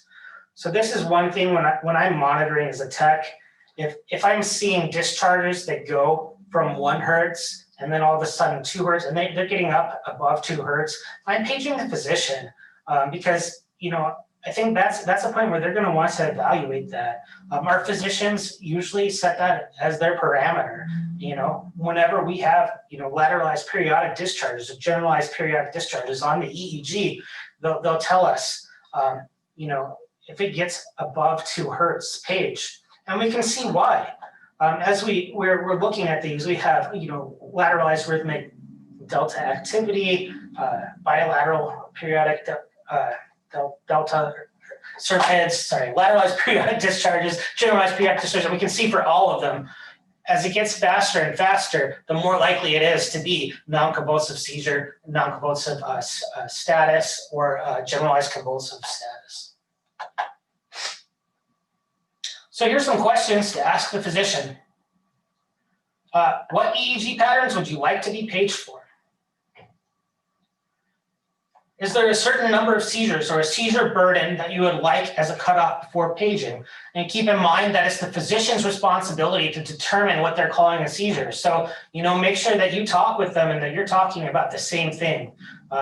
we don't get to decide what seizure, the physicians do. Communicate with them. And once they've defined that for you and say, hey, this is what I'm looking for, this is seizure, if a certain number of these happen, or if it's taking up a certain amount of, every hour, make sure that you're paging me. Always page for new events, of course, any new event types or any suspicious waveforms. I mean, we're always going to default, and it always, if you're unsure, page. But, once again, physicians help define that. It can relieve some of that stress from you for deciding, do I need to wake the physician up at 2 a.m.? Well, they said that they were clearly interested in this pattern, or they were not clearly interested in this pattern. And that can really help you to make that decision and feel confident about that decision. So I'm curious, how many EEG departments have like a policy, so like a dedicated policy regarding setting parameters on critically ill patients?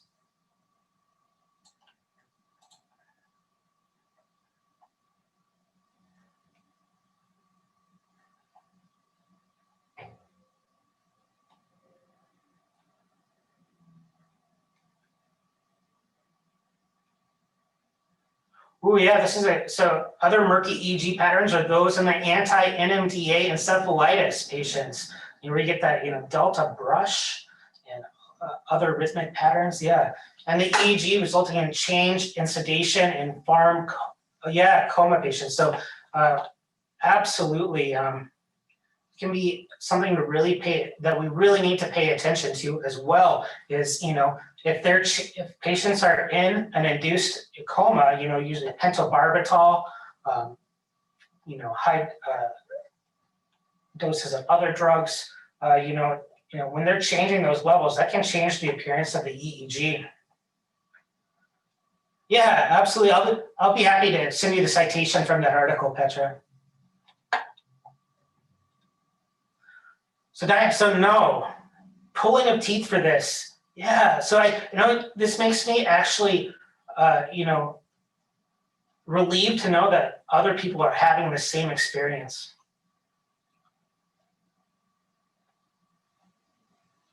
Yeah, we consult with the individual neurologist that is on call for that evening. Seems like they have their own protocols, definitely. I encounter this all the time where I will have one doctor that's concerned about certain things, and then the next doctor is concerned either about other things or not concerned about those same things. There's definitely some physician variability, and knowing that, having that communication from them is important.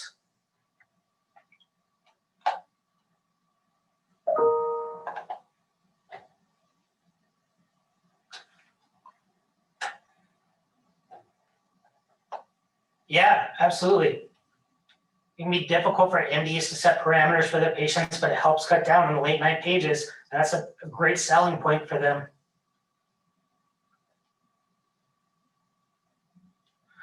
Is there any standard setting parameter policy available? From Andrew. That's a great question. I haven't come across something such as a guideline for that or anything, but I think there should be. Hopefully maybe out of this discussion today, some people, we can get together and maybe work on that. I think it would be good for the field, especially as we're doing more and more ICU monitoring and more, remote monitoring.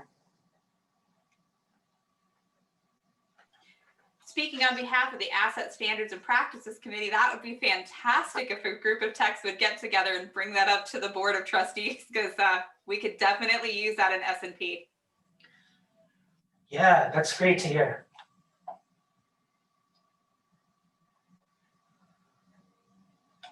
So next, I just wanted to talk a little bit about the ACNS standardized EEG terminology. Once again, I am not going to go into depth with this. I'm just going to kind of let you guys know about the resources where you can find them. And there are definitely presentations that you can find online. In fact, the ACNS has a free training program on this that you can find on their website under their guidelines link.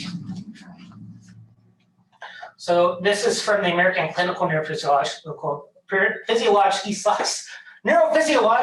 Society's standard critical care EEG terminology from 2012.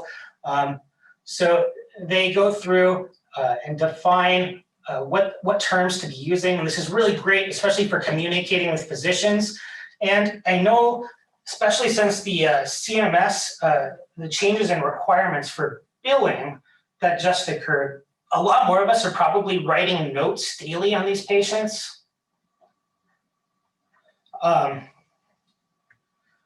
So I think it's important to really be familiar with these terms as more and more of us are writing notes.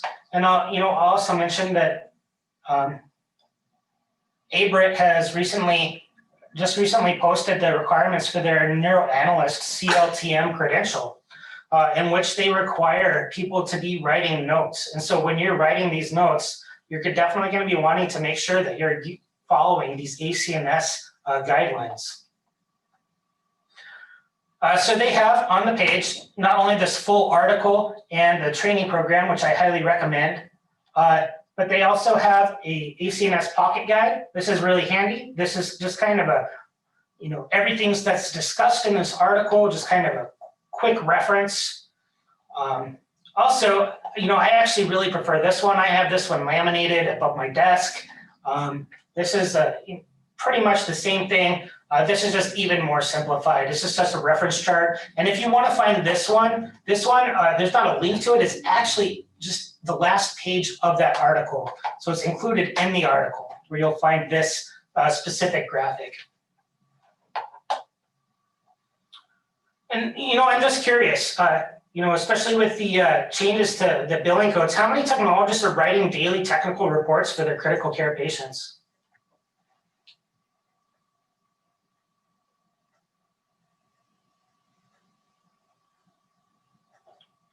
Some facilities, but not for all, okay? We are.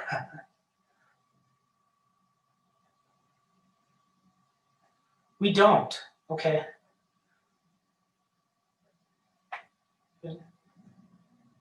Looks like, right now it's kind of 50-50.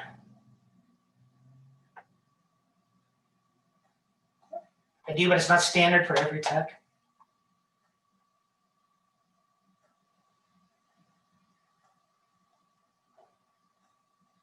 Yes, Steely. Every shift does. So that's great. So every shift somebody's, writing a technical report. And once again, someone who isn't, someone who is. Yeah, so it looks like that, just a kind of a informal poll here. It's still about 50-50 for, places that are having their technologists write daily technical reports and those that aren't. That's really interesting. I would venture to speculate that this will become more common and that more people will be writing their daily technical reports on their patients in the future. I think that'll largely be driven by the requirements for billing, which do ask for a daily technical report.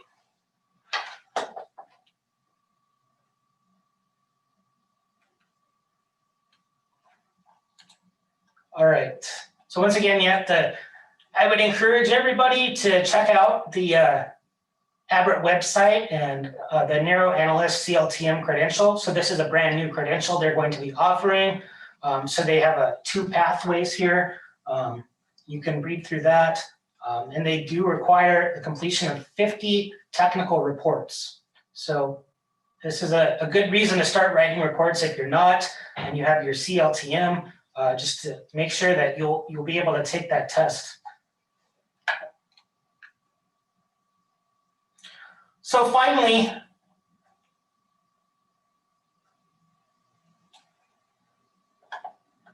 I want to talk about compassion fatigue and technologist burnout. What I'm gonna do is I'm kind of talk through, some of my feelings on it, and then I'm going to open up to discussion. I feel that especially right now, with the world the way it is, with COVID, with the elections, with people being furloughed and laid off, there's a lot of stress. outside our lives. And I think it's important to talk about some of the stressors that we experience, particularly with ICU care as technologists. So taking care of critical patients can be emotionally taxing. I think most people, if not all of us, are here because we care about people, we care about our patients. So when we see people who are sick, that impacts us. We remain professional, we do our jobs, but I think it's naive to say that, some of this isn't affecting us. We spend a lot of time caring for and monitoring a patient, as well as interacting with the family and friends. I think that sometimes people in other disciplines don't realize how much time we do spend. And, watching a patient's brain can be very intimate. To some people, those are just wavy lines, but to us, those have meaning. And you're watching a sick patient and you're watching their brain waves, and you know those patterns are, getting worse or getting better, that can be emotional for you. That can be an intimate connection to that patient.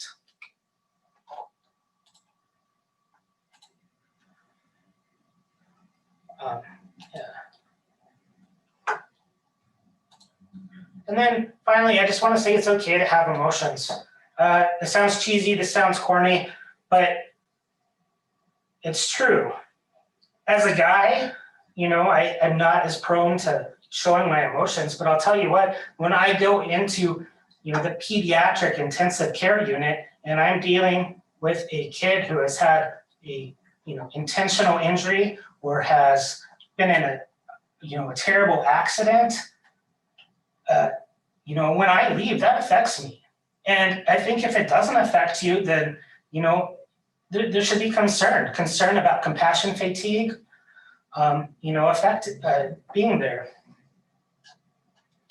And COVID obviously has added increased stress levels, a lack of information. So also this is, kind of for this discussion, I really want to talk, I want to know if anybody has kind of an idea or kind of, just get a kind of a straw poll, and how many technologists are leaving the field or reducing their hours, kind of due to burnout or fatigue.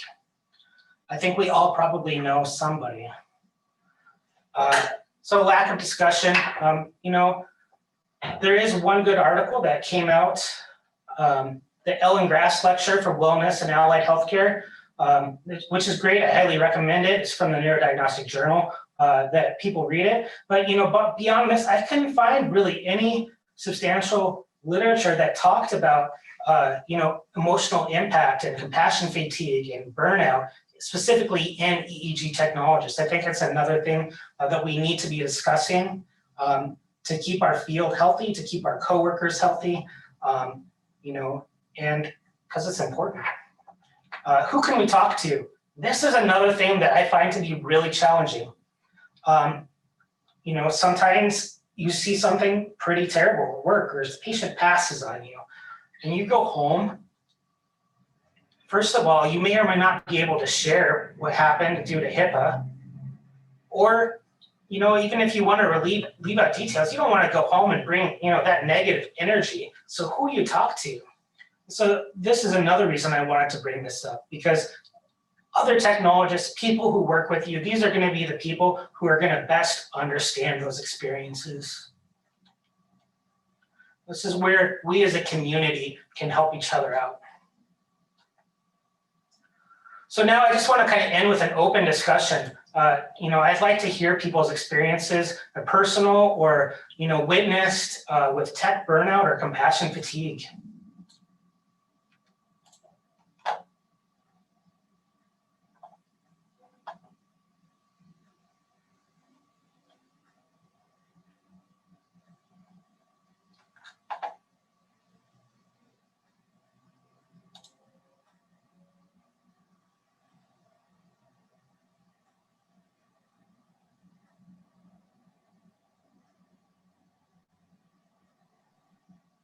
I have one situation when I was first learning back in 1991.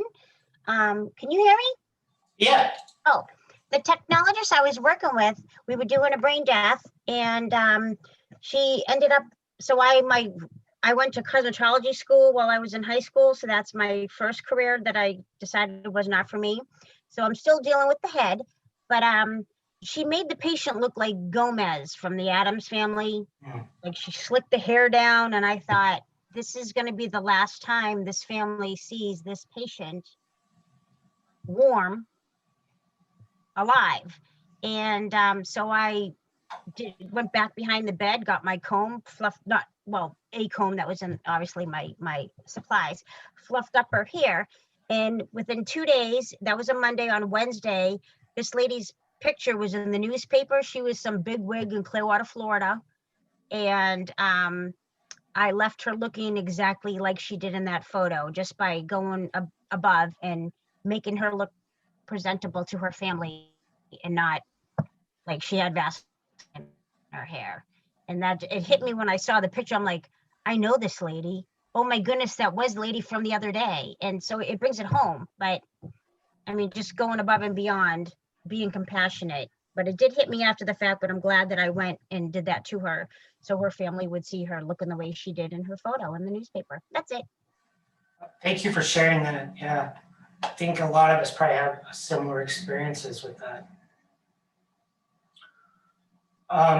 So I have from Michelle, other professionals not regarding EEG with the same courtesies they expect. Absolutely, I've experienced this myself.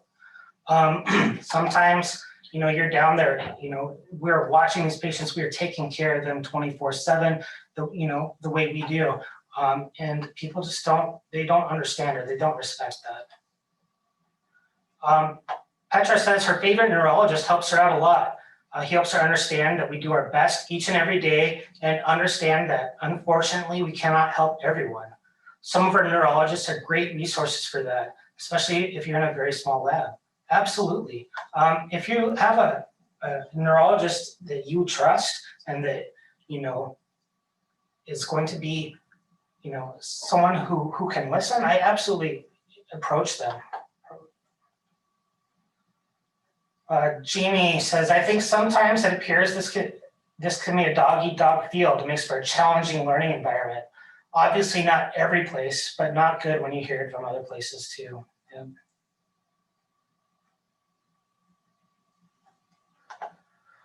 CD says, I have noticed that people are starting to get a bit more frustrated with each other. People are trying to stay upbeat, but you can see that nerves are starting to get short. Yeah.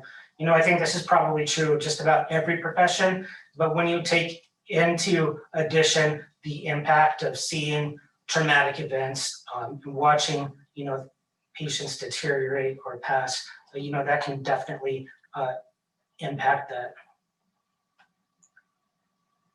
We're expected to do so much more, and they often interfere, you know, with our studies. Yes, absolutely.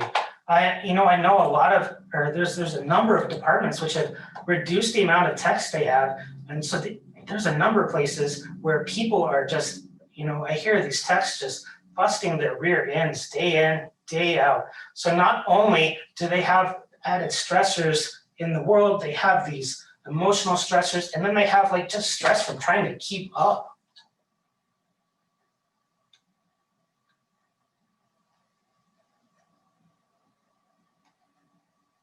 Brianna says she definitely struggles with compassion fatigue. It's hard to leave it at work sometimes, absolutely.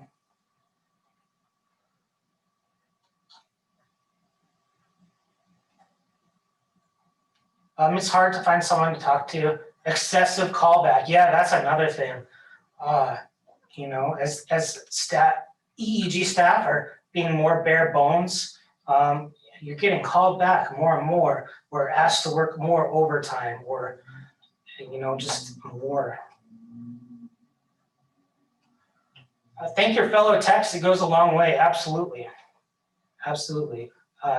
And thank you, everybody. A wonderful epileptologist can go a long way. They help you learn, at the same time gain confidence. Yes, yes.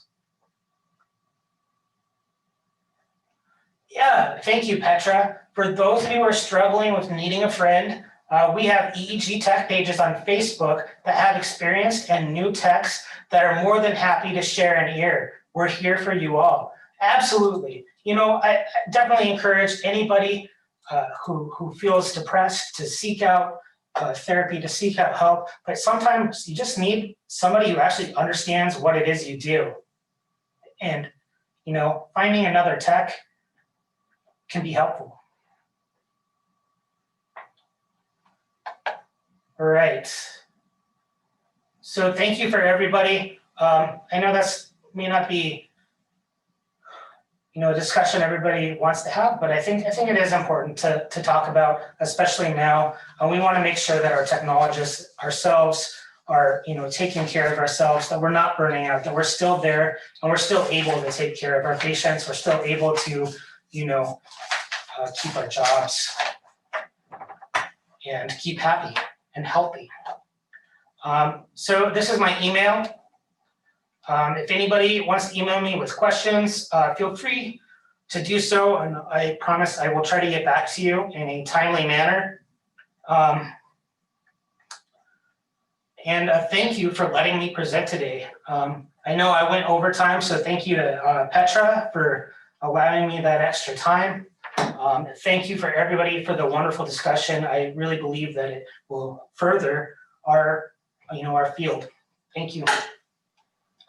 Lee, on behalf of everyone else in the comment section, you did an amazing job. We are so grateful for that presentation. It was timely and helpful and so insightful.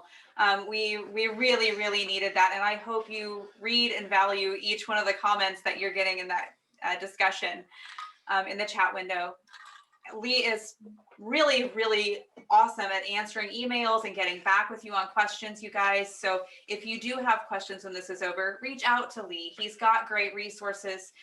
He would be more than happy to help out. And thank you, Lee, for that. That was well worth going over. It's fine. Thank you so much. All right, so let's figure out, okay, I'm gonna start screen share, which will pull it off of Lee. Bear with me a second while we get this stuff sorted back out.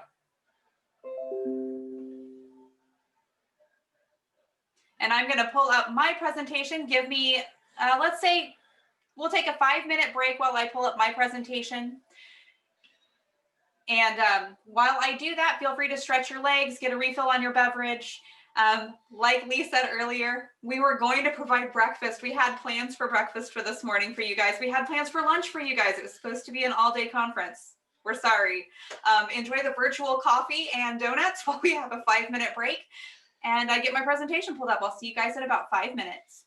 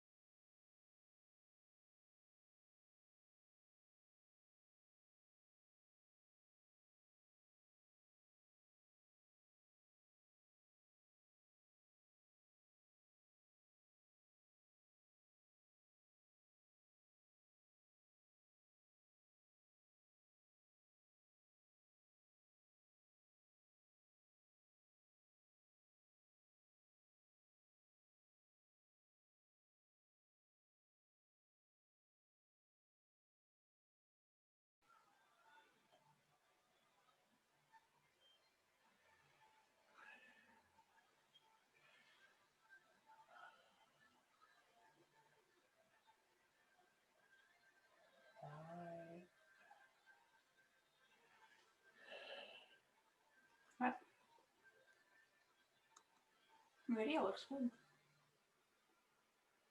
It has the grid line on it.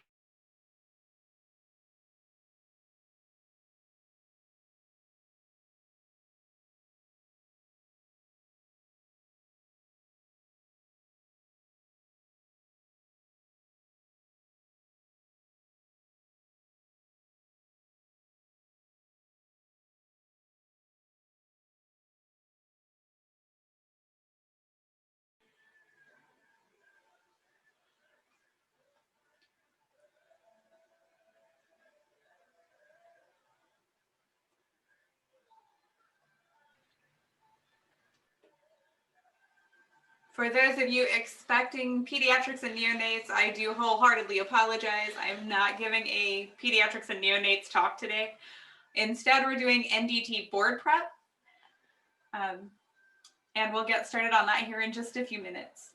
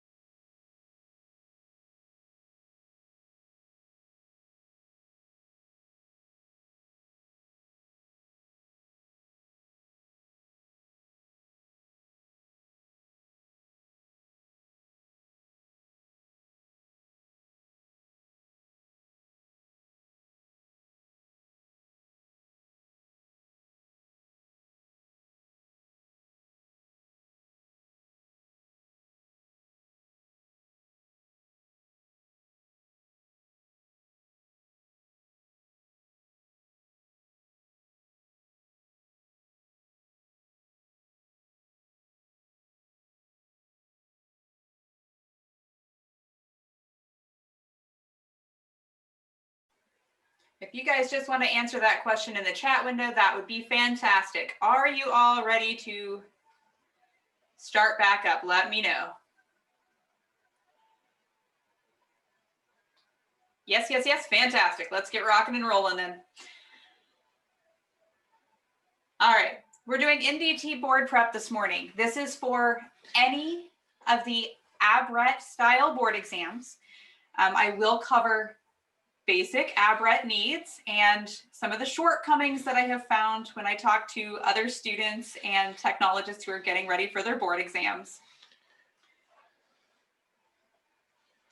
So the biggest shortcomings that I found for techs have been they don't know where to start studying. They're completely lost at where you go when you start. They know how to apply for the board exam, but that's not enough. They don't know how to study. A lot of us have gotten through high school and maybe even some college without ever having to learn how to properly study. And it really makes a difference when you're finally studying on your own and you don't have a guided teacher to walk you through things. They also don't know how to take a board exam. Board exams are much different than the exams we took when we were in school. And so we need to learn some new techniques.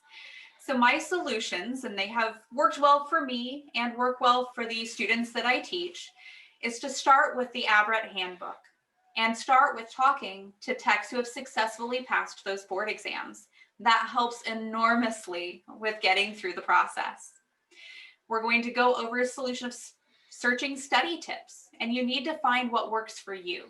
Just because certain techniques worked for me, that they worked for my students, doesn't mean they will work for you. You do need to research that out and see if there are other study tips that might work better for you. You will search board exam tips on Google or on your favorite browser window and find what works best for you. I will go over board exam tips and study tips that worked for me and that worked well for my students. However, know that those might not work for you, and that's okay.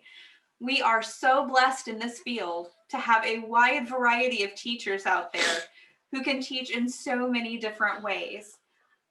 Obviously, I'm not the only resource you have, but I am one of many, many, many teachers out there who are more than happy to give you education and to help you through this process. So please know that there are multiple teachers out there that can help guide you through what you need to know for your board exams. So the first step, and I have found many techs who are wanting to sit for their board exams who have never even visited the ABRET website. I strongly encourage you when you're considering taking a board exam. So this is at the very first part of the process. Visit the ABRET website. I want you to go to ABRET for candidates and then look under the credentials that you're wanting to take. This is really, really important because in that candidate section, there's a practice analysis part, and then there are little sections for each one of the credentials. Once you visit that section, you'll then go down to handbooks and pull up the handbook for the test that you want to take. There are also ASAP practice exams. So when you see that resource that says ASAP, you as a technologist are going, as soon as possible? What? I don't understand. That is ABRET's practice exam. And it can be very helpful for learning how ABRET phrases questions, which is an enormously important part of studying for any board exam, is knowing how that board examiner is going to propose the questions to you. We all need to understand how the questions are being asked so that we know how to answer them properly. So in the handbooks, here's a very key piece of information you need to know. The handbooks contain all the information you need to know what is expected of you in preparation for the test. So what are the expected educational items you need? What documentation do you need to submit? What are the rules and policies regarding taking the test? All of that is found in these handbooks. ABRET wants you to know that candidates are responsible for reading the instructions carefully. If you miss even one instruction, that can invalidate your test results or it can invalidate your credential. So please read through that handbook very carefully on your own. If you don't understand some of the instructions, make sure to reach out to a tech who has passed the boards so they can help you with that part of the process. This is the EEG eligibility chart. On the ABRET website, there is an inside of the handbooks that I mentioned. Each handbook has an eligibility chart for each of the board exams. It's important that you find a pathway that you can meet to take that board exam. There are multiple pathways for each one of the board exams. ABRET tries to widen that out to make sure that everyone has an opportunity to take the board exams. If you don't meet all of the pathways, if there is a certain part of it that you cannot meet, you can petition to ABRET with why you can't meet that potential spot and see if they can make an allowance for you. So for the content of the examination, this is found in each one of the handbooks. It's a little different based on which credential you're taking. There is the content of the exam, and ABRET breaks it down into an outline for us. And while those topics are pretty broad, it will go through specifics on the next 4 to 5 pages for each one of the handbooks to let you know what you need to do for each particular area of those board exams. The most important part for me personally when I was studying for these boards, once I got the paperwork done and I knew what steps I had to take to be eligible to sit for the exam, the next most important part was the list of references.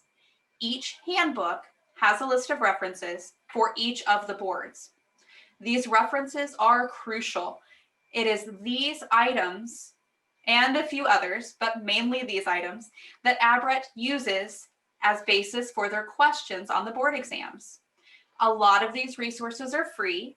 For the ones that aren't free, you can reach out to neurologists and get old copies of books that they're not using anymore.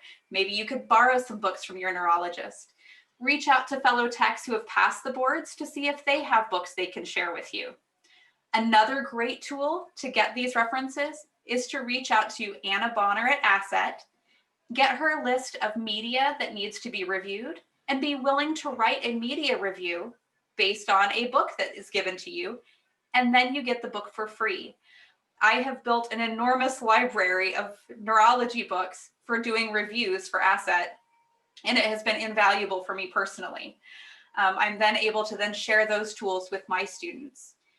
Looking over this list, there are multiple websites, and the reason they refer you to the website as opposed to a document is because the websites will be updated on a regular basis. It's important that you stay current on this information, such as with the Health and Human Services page. That's for HIPAA. the CDC, things like that. You want to stay up to the most current information. This website also points you to the ASET journals. There are many ASET journal articles that are directly the basis for questions on the board exams. So it is important that you get your hands on those ASET journal articles and really read and understand the information contained in those. Things such as the skin safety webinar that's free on the ASET page, that will give you information that will answer questions on all the board exams for skin safety. The neurocysticercosis talk that I had the honor of doing for the annual ASET conference, that was a question on the EEG boards and on the CLTM boards for recognizing neuroimaging. Thank you. Passing my phone off to my assistant so they can answer the questions. So feel free to check over the list on the handbook on the very last page. Go over your references in detail. If there are references you cannot find, reach out to fellow techs, to your neurologist, to Anna Bonner at ASET, or to myself. I'm happy to help you locate those resources. So step number 6 in your boards is to collect your resources. Go through and collect every possible resource you can think of. You will eventually narrow these resources down so that you don't overwhelm yourself with too much information. But gathering your resources together in one particular area is really important. You want to make sure that you take these resources and put them together in one area. Like I have a single plastic tote that I keep my resources in so that I can take that tote with me wherever I go and maintain my studying. All right, step number 7, we're going to locate online resources.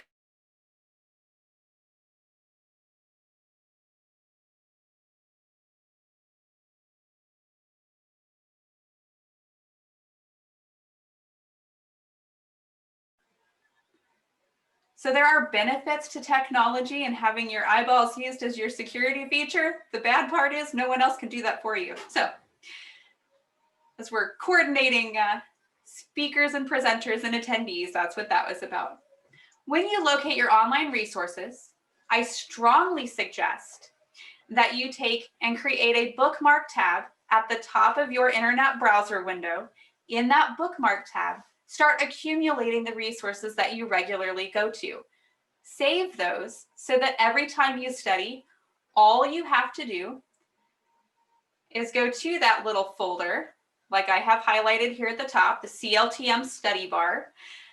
Keep that folder handy. Every time you go back to study, open that up. This will come in handy too after you've already passed your board exams.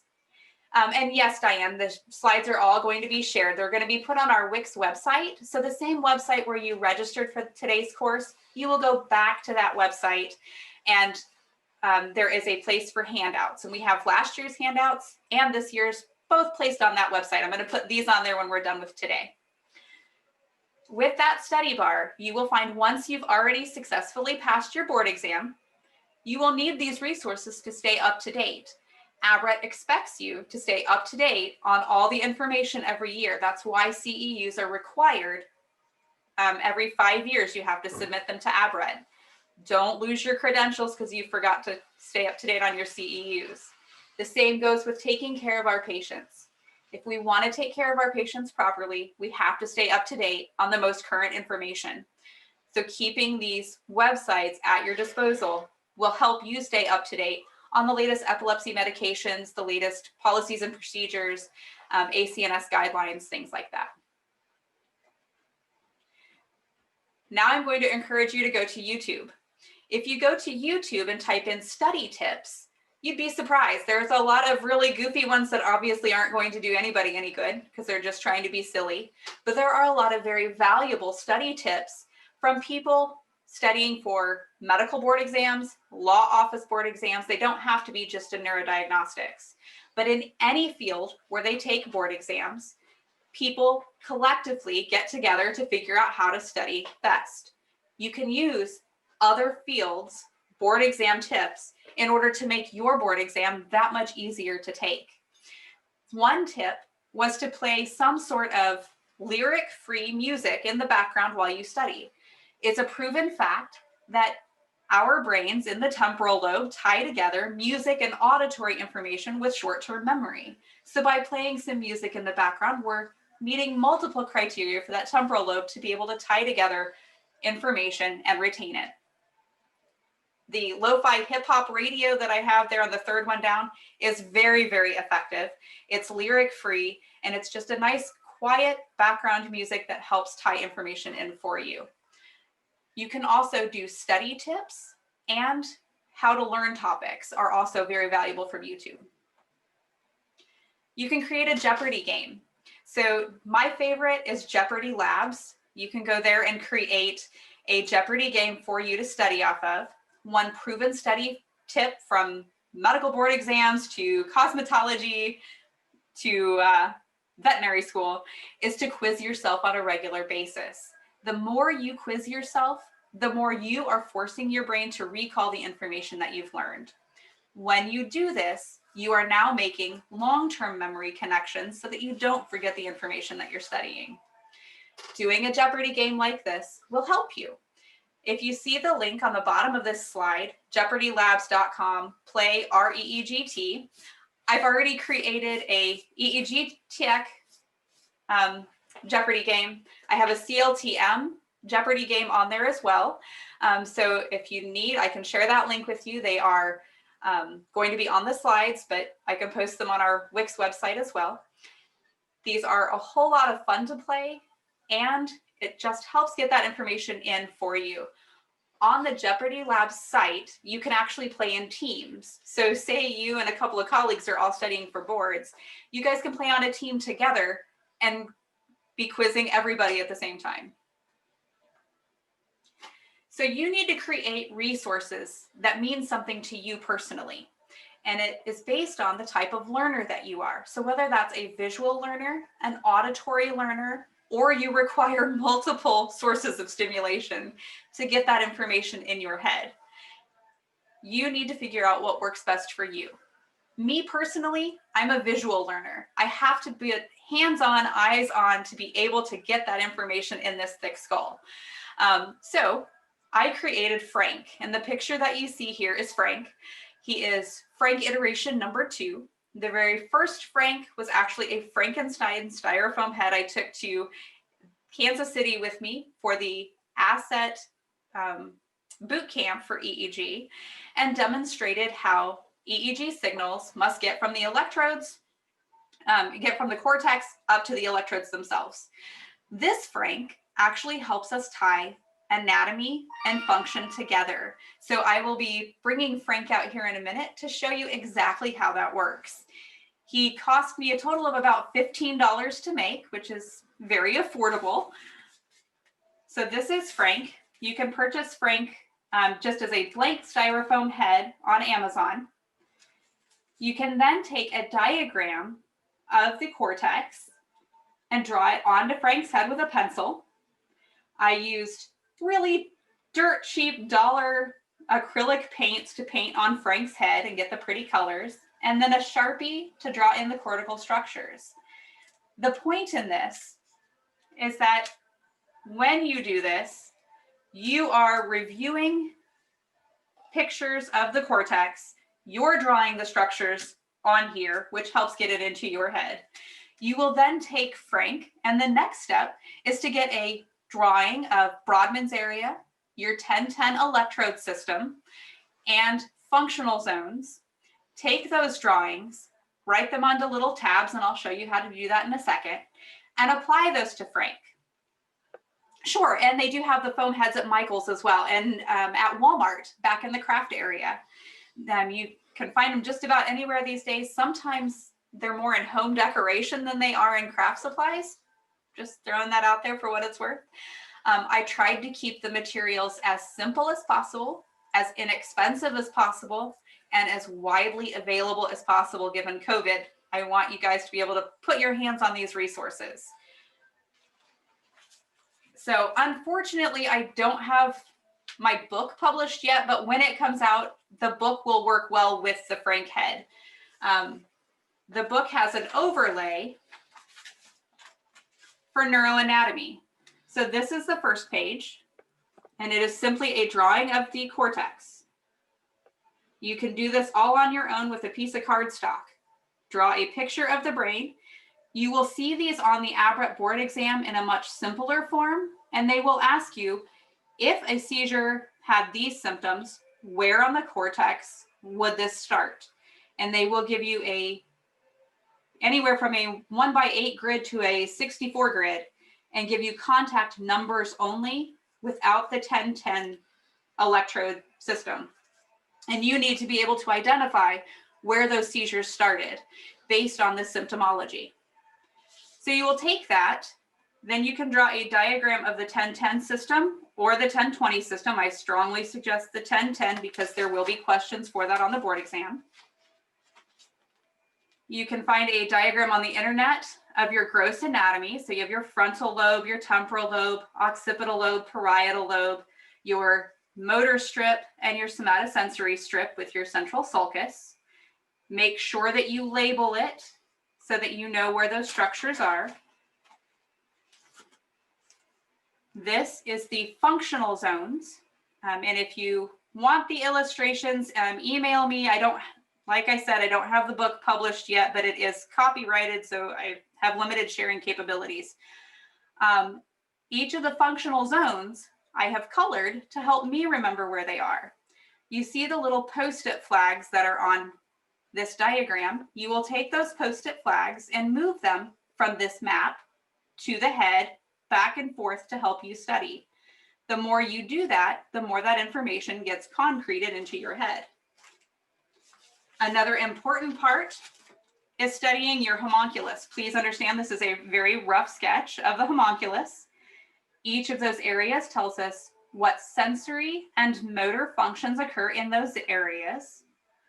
You will make little Post-it flags like this green one you see at the bottom, and you will have one color for motor, one color for sensory, and you can take those directly off of your map and put them onto your head back and forth as need be. And then the last piece are Brodmann's areas. You can find a Brodmann's map online. I do have access to various Brodmann's maps that can be very, very helpful. So feel free to email me and I'll get you those links. But you can take the little tabs, write the Brodmann's number on them, and then use a thumbtack to pin them to Frank's head. The more you do that, the more repetition you get of drawing, labeling, and then placing will help you to study the information. Then you can take those little sticky tabs, put them on your map, scramble them up when you're ready, and use them to quiz yourself to see if you remember where those areas go. When you get to the point where you're studying and quizzing yourself, you can simply put the labels. You'll see the little circle labels are actually the 1010 electrodes. I found a pack that had 3 colors. I used one for the left hemisphere, one for the right, and one for the midline. You can take all of your sticky labels, that includes the electrode labels, and then later on your motor and sensory labels, which you see kind of tucked inside the bag. Just stick them to a Ziploc bag, and then you can quiz yourself to see if you remembered where those proper locations were. I can't tell you how much this helps get that information in your head so that when you do take the board exam, it doesn't matter where they stick their 64 count grid, you will know exactly where all those electrodes went. You can then take a piece of contact paper, write a 64 grid on the contact paper, and move it around your Frank head wherever you need to, and then quiz yourself. If a seizure happened at contacts 34 and 35, what would the symptom be? Once you have that down, you can move it around to different parts of the Frank head and quiz yourself again, comparing it with the map that you made of the functional zones, Brodmann's areas, and the homunculus. That's a little bit of a close-up of the Frank head so that you can see the images and the stages that Frank went through. When you're studying, I strongly suggest that you do what's on the left there with the little thumbtacks and the little sticker labels. As you move through, you can then start quizzing yourself by the image that's in the center. And that gives you the grid contacts, and you can move that all over the head to help you out. So the next thing you need to do is create and locate resources that work for you. Like I said, not everybody might be feeling artsy craftsy and you might not want to do those sort of things. That's okay. There are other resources that work well for you.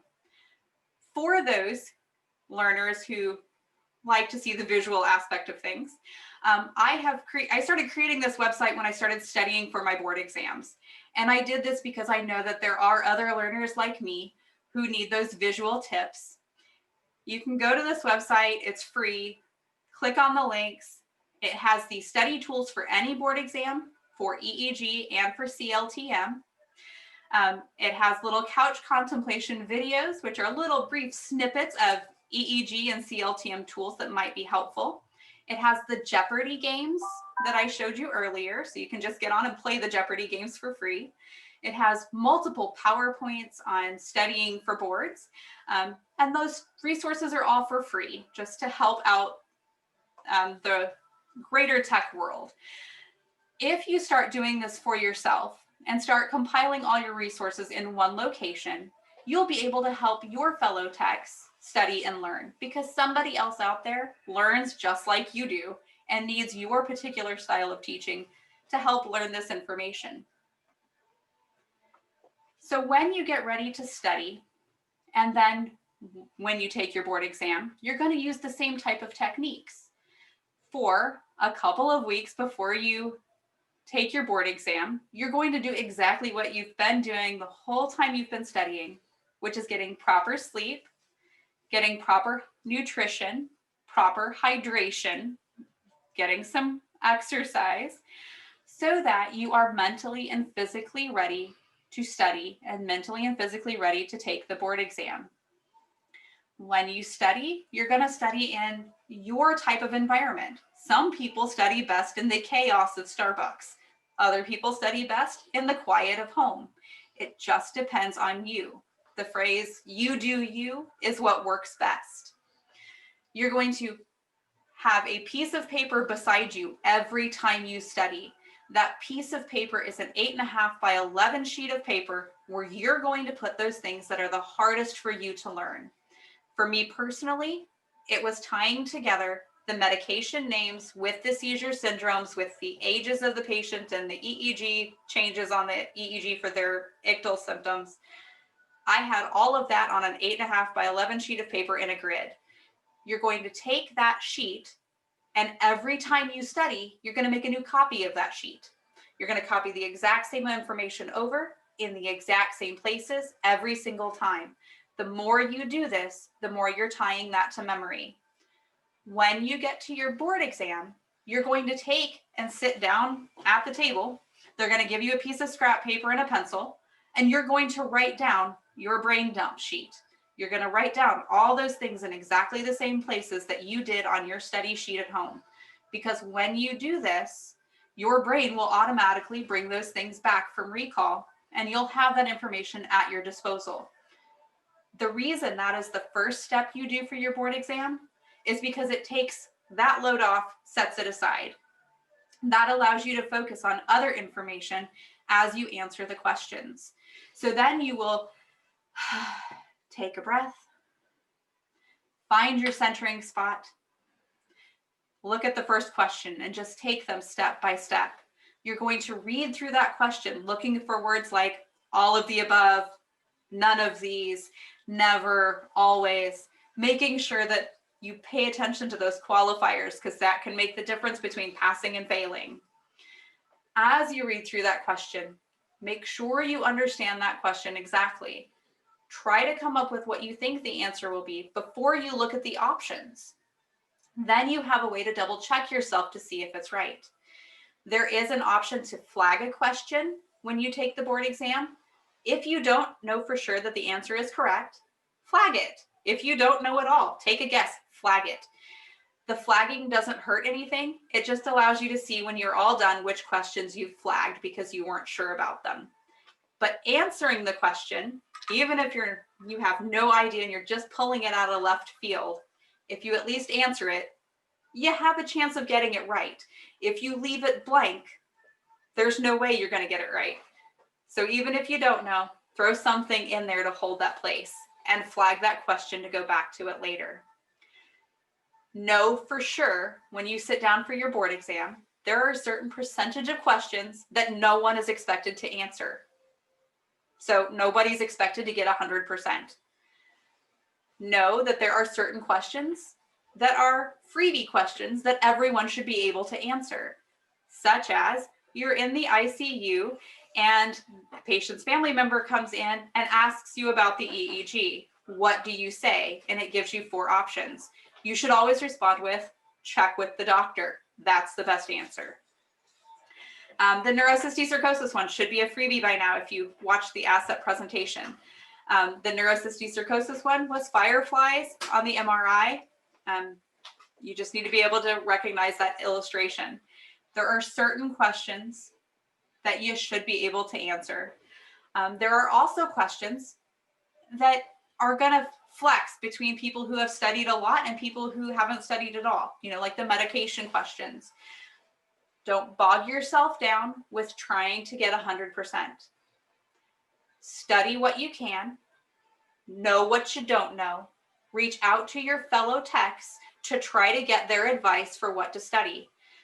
Reach out to your fellow techs if you are having trouble coming up with answers for certain things. They might have resources that you just haven't stumbled upon yet. It's a cinch that not all the resources are available to everybody, and we sometimes need a little help.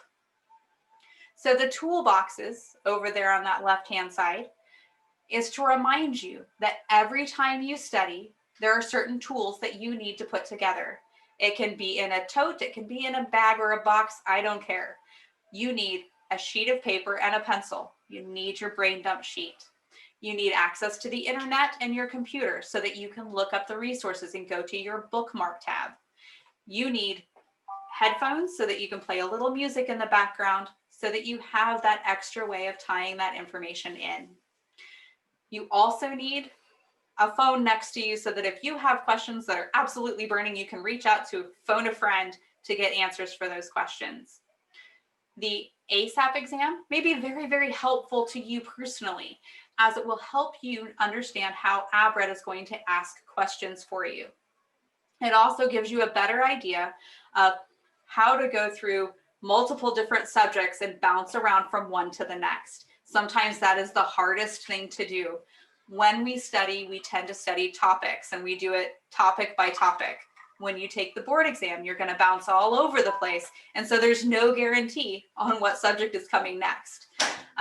Being able to do the board exam and do the ASET or the ASAP practice exam may very well help you with that. So I probably should put my email up there for you. I completely forgot to put that on the tab for you, and I'm sorry about that. Let me get this out of the way. I will put my email in the chat box here.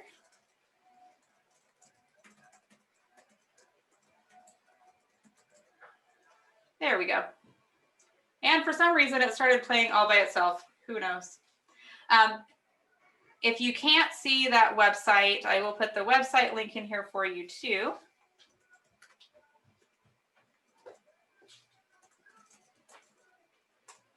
There you go. I'm going to give a chance for you guys to ask any questions that you might have, and then we'll get ready for our next presenter, but let's have any questions that you guys might have first.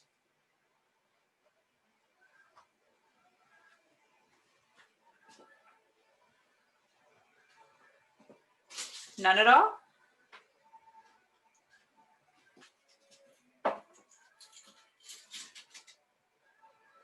Okay. In that case, we're going to take a 10-minute break or so that we can get ready for the next presenter. So feel free to stretch your legs, get a drink of water. We're going to get set up for the next presenter. Thanks, Lynn and Brianna. I appreciate it.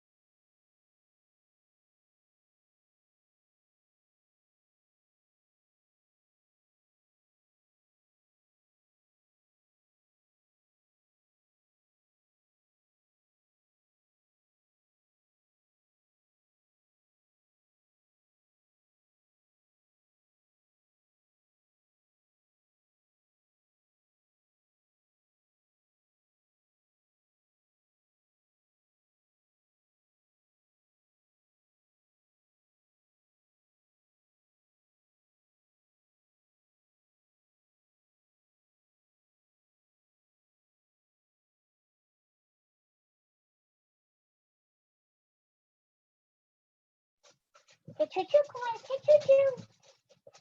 Yay, choo-choo.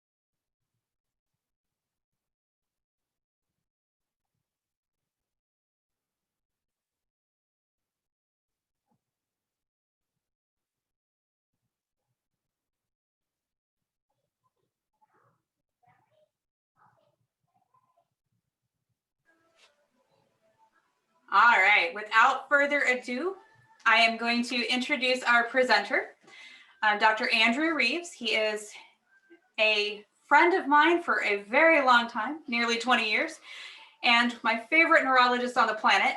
He is going to teach us about EMG and nerve conductions, and I'm going to let him take over the microphone. All righty. Morning, folks. Dr. Reeves here, Andy, usually. A neurologist, I do a lot of neurophysiology. I do administrative stuff. I'm a director of medical affairs. And every time I get a new badge, you know, like it changed where I work, or they've upgraded some kind of technology, and they ask you what title do you want on your badge? I always put down Galactic Overlord on the, they send you this piece of paper. What title do you want on your business cards and on your badge? And I keep hoping that someday I'll actually get back a badge that says that, but so far I have not. So be it.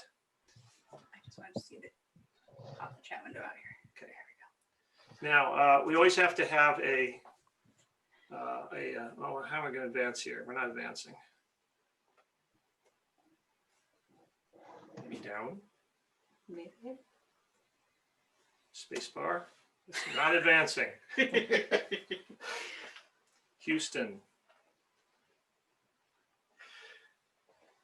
Right there. There you go. Okay. So you have to have a financial disclosure, and I have no financial conflicts.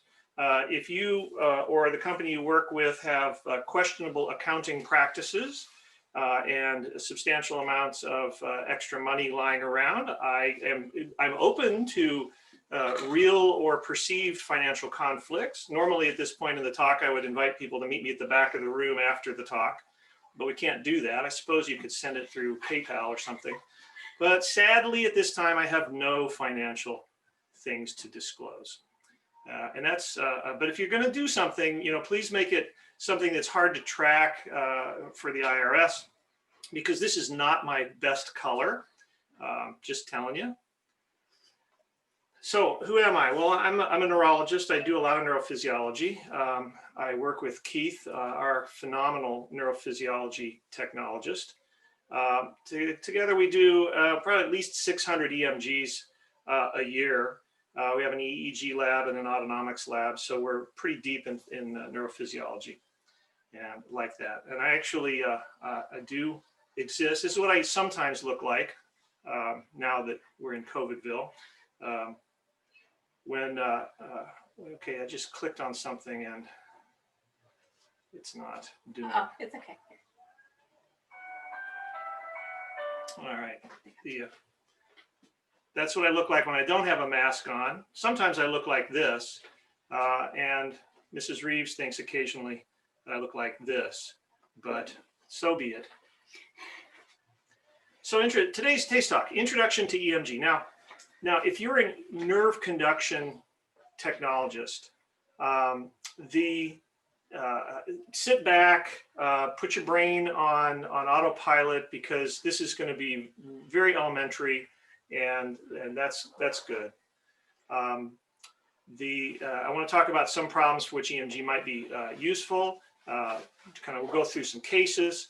We're not going to review kind of all the neuroanatomy and weird variants. We're not going to cover unusual diagnostic situations. We're not going to I love electronics and operational amplifiers and all that kind of stuff. It's one of my hobbies. Yes, I'm kind of boring, but we're not going to dive into that as much as I would really like to. So, on the anatomy side of things, okay, Petra's got to do something here. Yeah, sorry, we're sharing a computer here, so I have to admit, folks. There we go. Okay. Yeah, good. Sorry. So anyway, those of you who are waiting for some kind of neuroanatomy quiz at the end of this on the finer points of the brachial plexus, you're going to have to go home disappointed. So EMG, what is it? The nerve, EMG's two main things. We have nerve conduction studies and the needle exam. And they really are relatively kind of simple when you think about it. To break it down, for the nerve conduction studies, you're only doing one thing. You're shocking a nerve and you're recording downstream. Now, downstream could be a muscle. It could be from the nerve itself, but it's all the same principle. You shock someplace along a nerve and you record somewhere downstream, whether it's the muscle or the nerve. And with the muscle, obviously, that's what you do with motor nerve conductions. And if it's recording from the nerve itself, that's what you generally do with the sensory nerve conductions. And you attach it to some kind of computer and you get a waveform and you measure the waveform. Pretty simple. That's it in a nutshell. The other half, the needle examination, there will be no quiz, but there's a little anatomy though. Remember, our spinal cord has motor neurons in it. You see the red and the blue. And they come down and they innervate different cells within the muscle, and they're kind of all intermixed, but one motor nerve innervates a handful of motor cells, muscle cells, and together they form what we call a motor unit. That's a basic anatomy out of the spinal cord. Here's our spinal cord again. You got the motor nerves out innervating muscle cells. That's a motor unit. We stick a needle into it, and because we have computers everywhere, we just attach it to a computer. And once again, we have some kind of waveform on the screen, and we can measure that. And that tells us about the health of the motor unit. And I'm not going to go into motor units in the needle exam a lot more, because that's the nerve conductions are typically done by a physician or technologist. The needle examination is almost always done by the physician. And so I'm not going to spend more time talking about the finer points of needle exam. That's a different talk. So I know you're probably thinking, give me a break. He covered all of EMG, the principles in like 3 slides or something. You're right. We're not talking about repetitive stimulation studies. We're not talking about single fiber EMG with measuring jitter and block. And we're not talking about surface EMG. Heck, we're not even talking about F waves today. So yeah, it's too simple, I know, but this is a high level overview. If you really want to delve deeper into further reading on this stuff, I did come across a book recently that you might consider purchasing. I don't know if it's still $1. The true story, we came across this as we were cleaning out my wife's aunt's belongings after she passed away. And absolute true thing, I saw the book, and the first thing that I thought was, well, of course she has this. She knows my in-laws. I am not kidding. And I looked it up, and you can actually still get it on Amazon. Anyway, So you stimulate somewhere on the nerve, and that's happening right there. And then you record downstream, and you can record, when the waveform deflects, and the horizontal thing is typically in milliseconds. Each grid might be 5 or 10, or you can adjust it. You measure how long to the peak. You can measure what the distance is from the baseline to the peak. You get an amplitude, and it's all kind of basic measurement 101. So there's nothing really fancy about that. Obviously, you do a few thousand of these of people who are supposed to be normal, and you collect a bunch of normal values, and then now you have a benchmark to look against. And so this happens to be a motor study. Motor responses, I'm going to tell you, they always look more smooth because they require much less amplification. Muscle's a big thing, and so you slap an electrode over the muscle and you stimulate the nerve and the muscle twitches. It generates, relatively speaking, a lot of electrical field potential that you're recording. When you're recording directly over the nerve, or as close as you can get without making the patient scream too loudly, you have to, the signals are much smaller, and so the amount of amplification is much larger, which means the amount of noise is much larger. And you'll pick up on that. You can basically tell when you look at a tracing, is this likely to be motor or sensory, just by the amount of noise. So we're going to go on to some cases. We're going to talk about some cases where EMG might be helpful. So this is a guy that Keith and I saw probably about, 3 or 4 weeks ago. He's a right-handed line supervisor, got a little history of some low back pain, who doesn't, and borderline diabetes. He is the supervisor at a factory that makes generators and log splitters and stuff that people like to buy to do bad things with. And so this means that he's not just supervising, and he's been there for a long time, 25 years. And so he's supervising, but he also kind of subs in, and he's, wrenching things here and using a pneumatic torque wrench there. And so he's done a lot with his hands. 12 months, give or take, ago, both hands started tingling, a bit more kind of dead numb now. Says it's his whole hand, sometimes worse at night, maybe not always worse, maybe it's just as bad in the day. And there's no particular injury. He hasn't fallen on his head or wrenched his arms in a meat packing device or anything. So now a little anatomy refresher. The two main nerves going down into the hand, the median nerve and the ulnar nerve, known colloquially to its friends as the funny bone nerve. We're going to ignore the radial nerve, which is on the back side of the arm and goes to a small amount of skin in the back of the hand, and it doesn't go to any muscles in the hand. So we're going to keep that in mind. So we come along, and Keith shocks the median nerve above the elbow and below the elbow. The below the elbow is the first tracing, and after a period of time, you see the thank you. Mm-hmm. You see the waveform bop up, and he comes up above the elbow, and he shocks the nerve again. And after a little longer, because it's further away, it bops up. Now, those who do nerve conductions for a living will immediately recognize that this person does have a normal variant in his anatomy. That's why the ulnar motors were done there, and that's why the waveform from above the elbow is actually taller than the one from below, and that's the opposite of what you see unless you have this normal variant. But so that's his median motor, and now you kind of look at that, and we measure the distal latency down to the onset for the motors, and by golly, that's 5.5 milliseconds. So one thing about nerve conductions is, it's the differences and abnormalities are in fractions of milliseconds at times.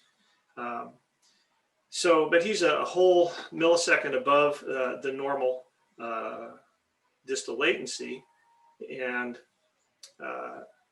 he has the amplitude was low, but that was partly because of his crossover. And then we go on to the ulnar motor. So we've already established that it's taking too long when you shock above the wrist to go through the carpal tunnel, over the hill, and through the woods to grandma's house in the thenar muscle, the abductor pollicis brevis muscle. So, okay, we got some slowing there. Then we go to the ulnar and shock at the wrist and the shock above the elbow.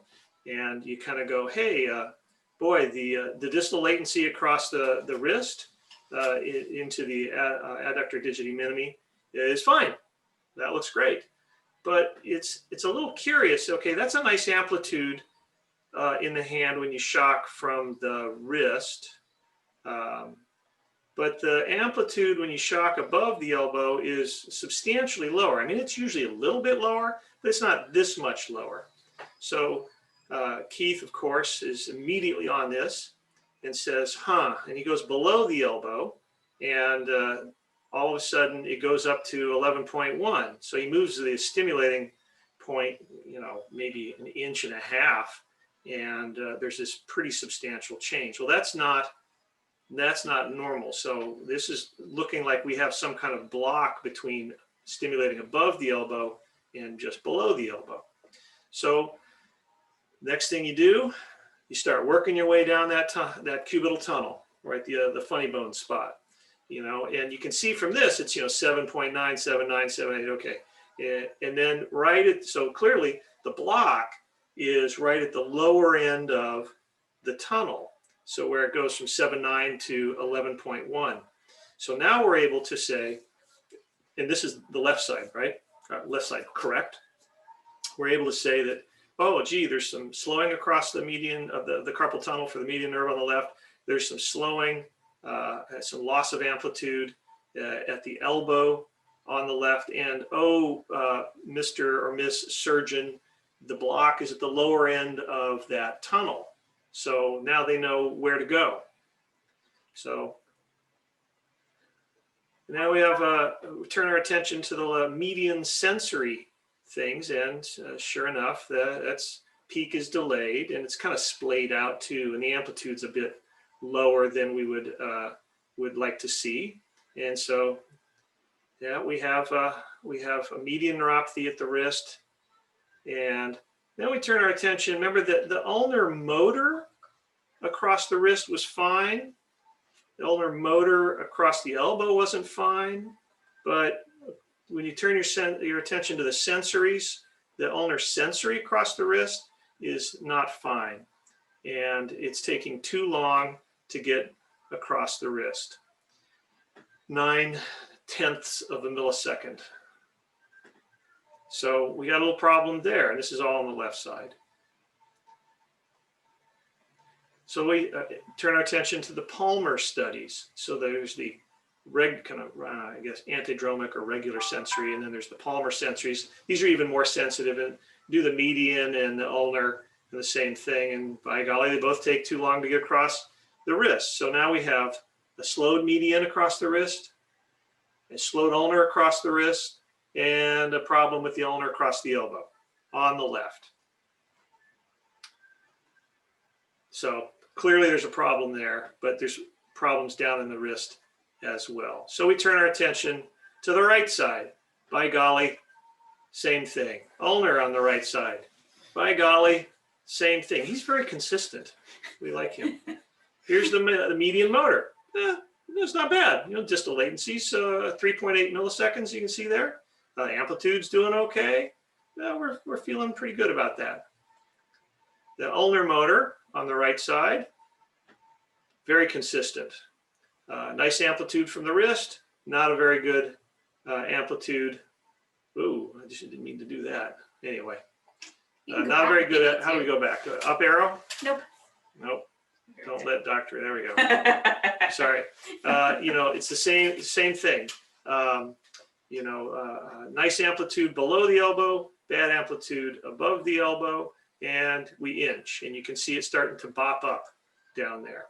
So this isn't how this case doesn't have quite the same sharp cutoff between where it's low and when it pops back up, but you can still get the sense that it is towards the lower end of the cubital tunnel.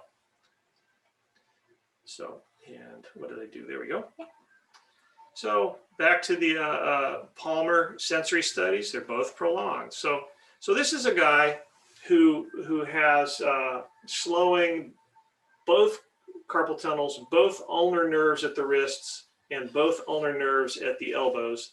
And unfortunately, it becomes, you know, for the treating physician, yeah, and this guy probably is going to wind up getting some kind of surgery. You know, unfortunately, it's often, we have these ones where there's, I guess, technically 6 problems, 3 on each side. You know, which one do you attack first? And that's not necessarily a question that the study always answers. Sometimes it gives guidance. You might find one that's just horrible, and then another one that's like, it's not too bad. And we in fact do see that pretty commonly, that somebody comes in for a certain problem and you stumble across a little bit of this or a little bit of that, you know, a little bit of carpal tunnel or a little bit of whatever it is. And it really has nothing to do with why they came in. So after we do the nerve conductions, of course, it's time to stick a recording electrode into a muscle and generate waveforms. I'm not going to bore you with the interpretation of that. Just safe to say that here's the table of what we did. The yellow highlighted muscles are innervated by the ulnar nerves, left and right. Actually, I forgot to highlight the flexor carpi ulnaris there, didn't I? And then the, I don't know, flesh-colored background ones are the median nerves in the hands. And there's a mild increase in some of the amplitude of the waveforms, which is what you see when there's a little bit of motor unit damage, but it's really not bad. So one of the nice things was, boy, there's a significant amount of change on the nerve conductions. Needle exam, yeah, a little change, but not all that impressive. And the ulnar nerves actually looking pretty good. So this guy's outlook, you know, if you can either stop doing what's hurting the nerves or get it treated, if in the sense of, you know, maybe he needs some surgery, opportunity for recovery, pretty good. So that's case number 1. So yeah, this is what we found. He's got a lot going on. It's a tough job poking people. I go to work every day and we shock and we poke. But if you think doing nerve conductions and that kind of stuff is a tough job, you know, or if you're sitting there thinking, man, Dr. Reeves is just killing me here. This is terrible. I have to do this for my job. Just know in your little heart that at least you don't have this job, okay? And none of you is gonna like go home from work on any day and somebody's gonna say, well, how was your day at work, honey? Well, let me tell you. Okay, that's not gonna happen to you. Although I have to say, I love the photograph, but what I really like about the photograph probably the most is the guy on the right-hand side, the hand on the hip, you know, looking at the camera thinking, yep, I'm the manager. This is not my job. So on to case number 2. 30-year-old right-handed person. And this is also a real guy that Keith and I saw not too long ago. He's got pain and numbness, left hand and forearm, sometimes his shoulder. You know, you say, how long has it been going on? He says, a while. Well, how long is a while? Well, ever since we went, I don't know, we were out, it's the weekend after we went out to the lake. Like, okay, yeah, I live at your house and I remember when that was. So if you pin him down, it's maybe about 5 weeks. And the guy weighs 470 pounds and I am not making that up. So we shock him. Left-handed sensory. And I forgot to mention, when you're developing a damage to a peripheral nerve, be it carpal tunnel or ulnar problems or wherever it is, radial, generally speaking, the sensory studies become abnormal substantially before the motor ones do. Rarely we have seen some exceptions to that rule because, like most rules, there's somebody on the planet that it is an exception, but that's really very uncommon. So we do the median sensory in the left hand, and you know, he's got a nice peak distal latency there. You can see his amplitude's pretty good. So that left arm, at least the median nerve at the wrist, so far is looking okay. Ulnar, same story, looking pretty happy. Median motor, pretty spanky, looking good. Ulnar motor, same song, fourth verse, not looking too bad. Turn our attention to the Palmer studies, and these are the most sensitive to damage to the median nerve or the ulnar nerve in the wrist. And now we're starting to pick up a little bit of something. That median Palmer latency, 2.4 milliseconds, should be less than 2.3. So I mean, 2.2 would be fine. So this is what, 2/1000ths of a second prolonged. So a fraction of a millisecond, which actually speaks to really, when you're doing these tests, needing pretty good technique in terms of measuring, because you can make something longer or shorter just by, you know, changing the length of nerve between the stimulating and recording points. So, you know, pretty good on the measurement there. So you kind of look at that and say, huh, that's a little bit long, and it's a little longer than it's 0.6 longer than the ulnar palm. So from measuring from here to there, that difference in time should be less than 0.3. So sometimes it's actually not that rare that we'll see somebody where the median Palmer latency is technically normal. Let's say it's 2.2, you know, or whatever. And the ulnar is 1.4. And so they're both normal in terms of absolute latency, but the relative difference between the two is too large. And then, you know, that falls into the category I use of electrophysiologically minimal median neuropathy at the wrist. So that's his left arm. That's where the problem is. On the sensory on the right, well, that's fine. The median was just at the upper limit of normal there.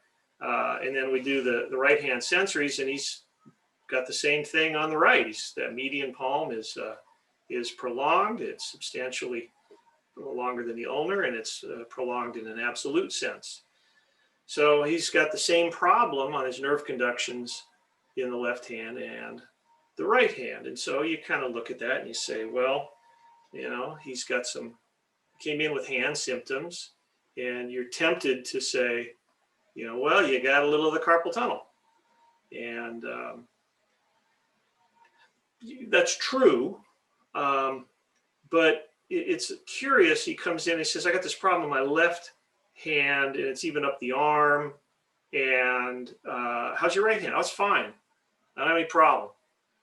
And we will see this quite commonly. If somebody has a little bit of median neuropathy at the wrist on one side or the other, and you ask them if they have a problem, and they say, no, I'm fine.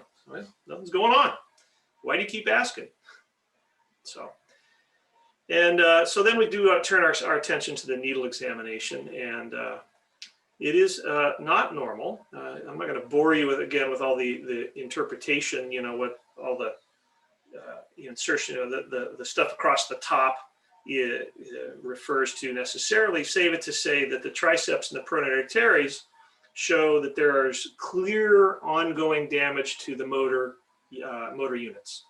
So, and because that triceps is got a lot of C7 in it through the radial nerve, and the pronator teres has a lot of C7 in it through the median nerve, and nobody else is being affected, we can work our way backwards and conclude that there's probably a problem with the C7 nerve root. And that's EMG and nerve conductions, needle exam and nerve conductions. A lot of it, really, if you don't know your peripheral nerve anatomy, like, you're lost, because we are, I often say, we're the electricians of the human body. And you work kind of like an electrician in the sense that you go around doing your testing like an electrician would. And when you know the wiring diagram, you work backwards, sort of like in your house. You know, like, hey, the lights and fan don't work in the downstairs bathroom, and the electricity to the refrigerator up in the kitchen is off. And you go, okay, so that's we've done our testing and figured out what works, what doesn't work. And then when you know the wiring diagram, you work backwards. You say, I wonder where you can narrow it down to sometimes one or sometimes two places where the problem is, and you go looking there. So in this guy, you go looking, and he's got a disc out, and this is obviously a drawing, but it's not his disc. But that's what he's got. He's got some kind of disc thing popping out there at the C7 nerve root level on the left. And so the carpal tunnel stuff that we found is there, and it's real, but it's kind of irrelevant. So moving on.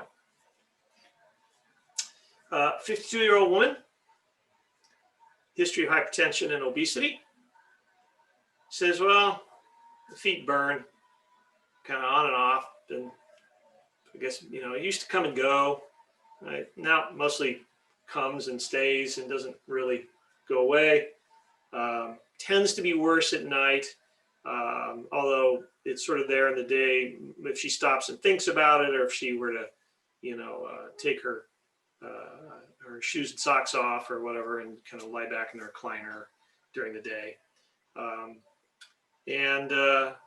So her doctor, her family practice doctor sends her to see us in the EMG lab.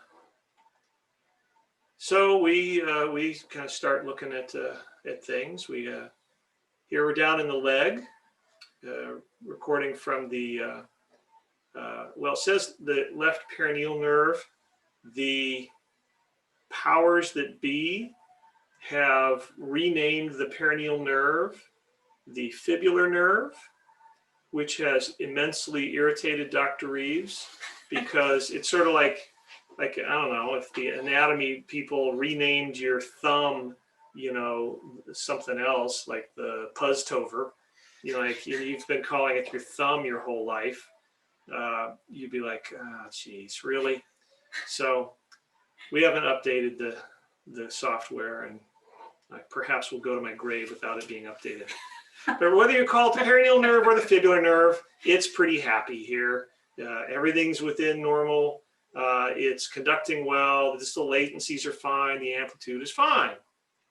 So we go look at the tibial nerve, which fortunately they have not renamed yet, but give them time and they might. It's a little splayed out here. There's a few little warbles in there, but really not bad. Okay. It's conducting, you can see in the right lower corner, 62 meters per second. That's pretty spanky.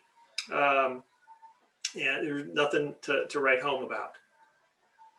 The sensory studies, nothing too impressive here. The sural nerve, pure sensory nerve in the lower leg on the outside. So recording, it's conducting fine, got a nice amplitude. Okay, no problem. The superficial perineal nerve, it's kind of been cranked down there. It kind of looks, trust me, it's really there. 3.5 microvolts. It's normal as long as it's there, it's normal. When it's not there, particularly as you get older, if it's not there, you say, well, you're 72, Leroy. That's one of the first ones to go away when you get older. As some of you may have noticed, certain things go away when you get older. Among them are certain sensory responses in your lower extremities. So it's looking okay. And we come up to the hand. Peak latency is just right there on the borderline. It's 3.6 milliseconds. So, we could say, hey, maybe you want to have a little median neuropathy at the wrist, but not dramatic. Ulnar sensory, same song, second verse, right there at the upper limit. So maybe it isn't a median neuropathy at the wrist. Maybe it's something with all the nerves generally. I don't know, but it's really not very impressive. And your peripheral nerve problems, you know, that are like peripheral neuropathy type stuff, which is what they're thinking with this patient, you know, they will show up in the feet first. So, you know, the nerves down to the feet are the longest in the body. Ones to the hands are shorter. So I'm a little bit like, not convinced that this reflects peripheral neuropathy, just because if I'm seeing it in the hands, I should already have seen it in the feet.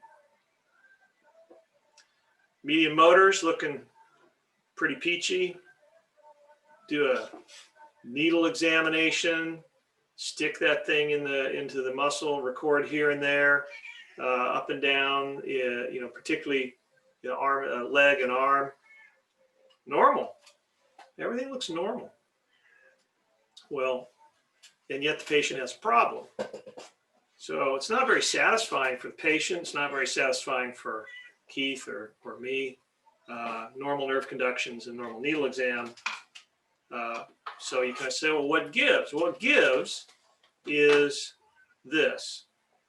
That's a cartoon of a peripheral nerve, and you'll see that there's a, you know, fiber there in the low center that's fairly large, and it's got a, you know, wrapped like a sausage pretty well. And there's another, well, I guess 3 or 4 fibers that are much smaller, and they're up there, and they're kind of thinly wrapped.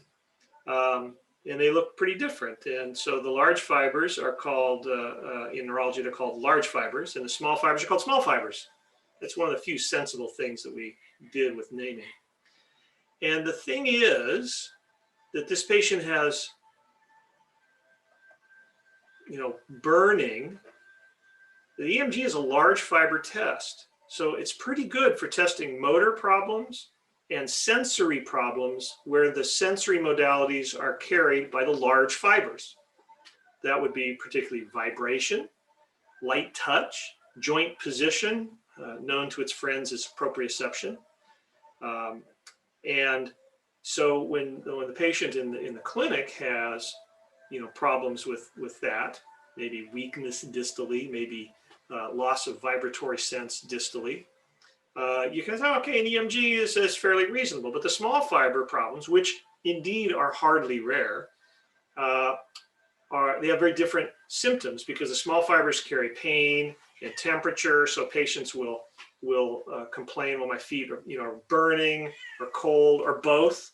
And when somebody comes in and says, my feet are freezing but on fire, you know, you first think, well, that doesn't make any sense. But it makes a lot of sense because what they're saying is my small fiber function is messed up. And,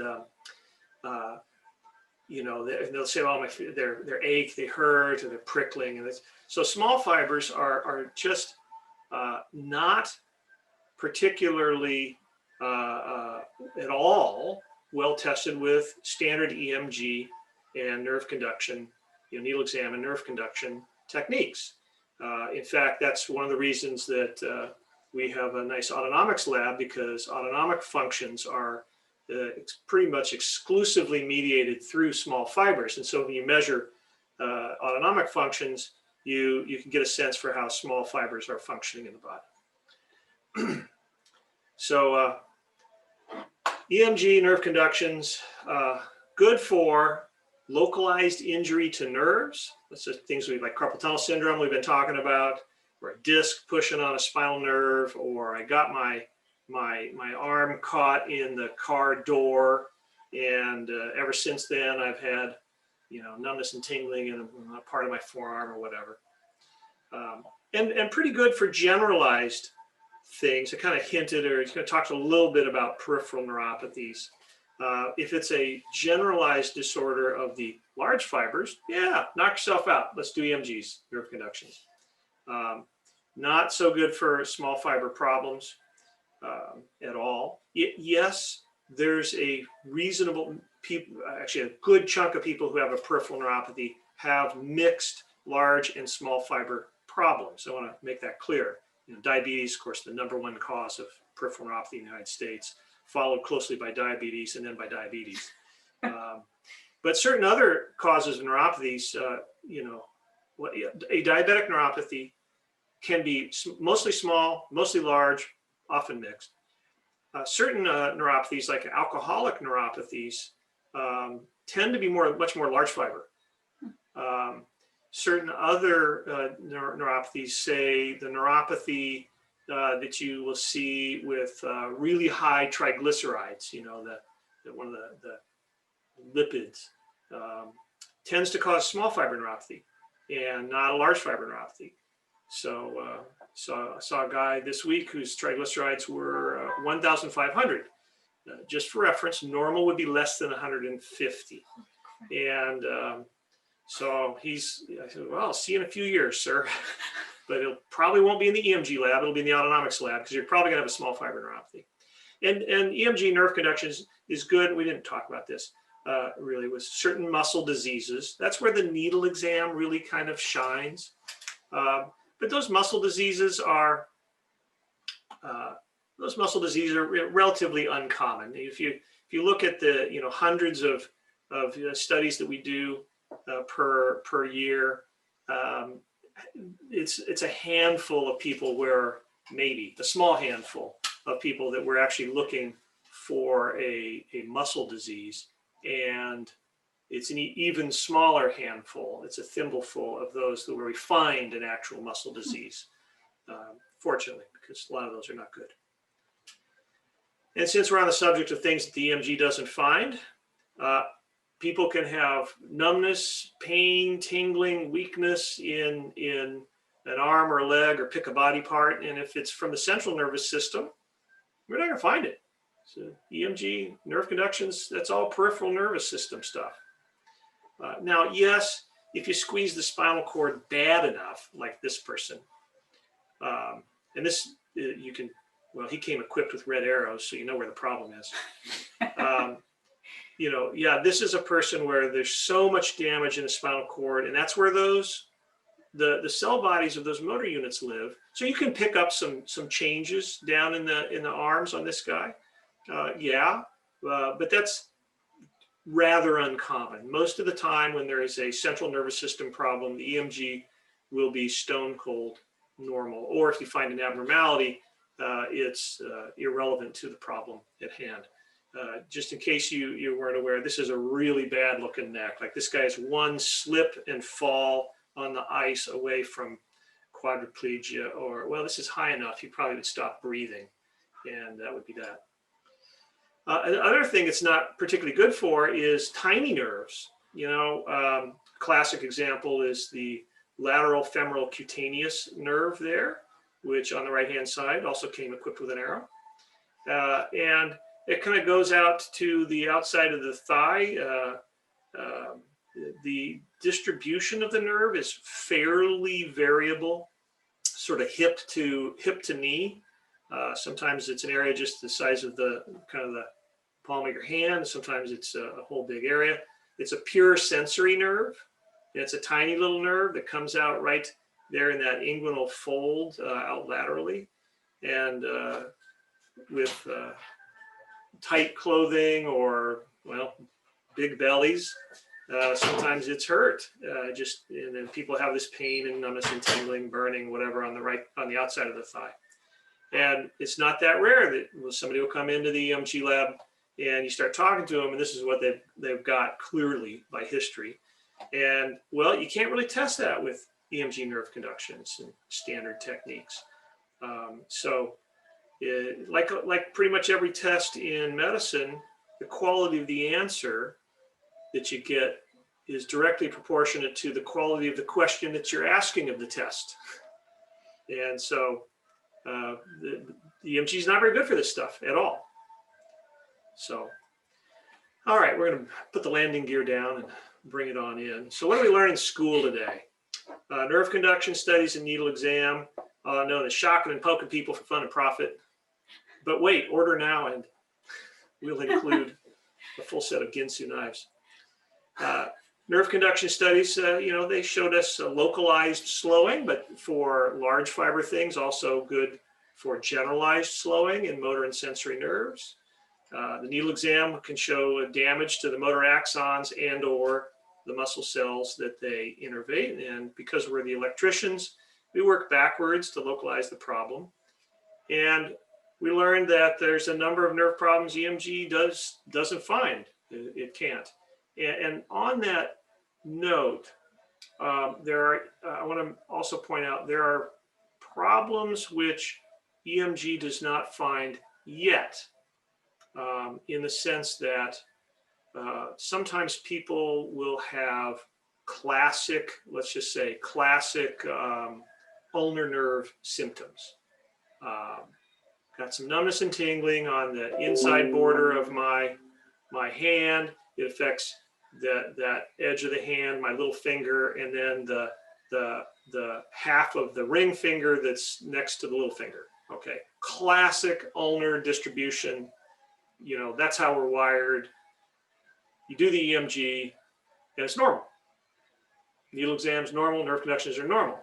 Well, it doesn't mean that the person doesn't have an ulnar nerve problem. It means that the EMG has not been able to find it yet. And so a cognitive error that I see sometimes is people who say, well, I did the test for it and I didn't find anything, so it can't be there.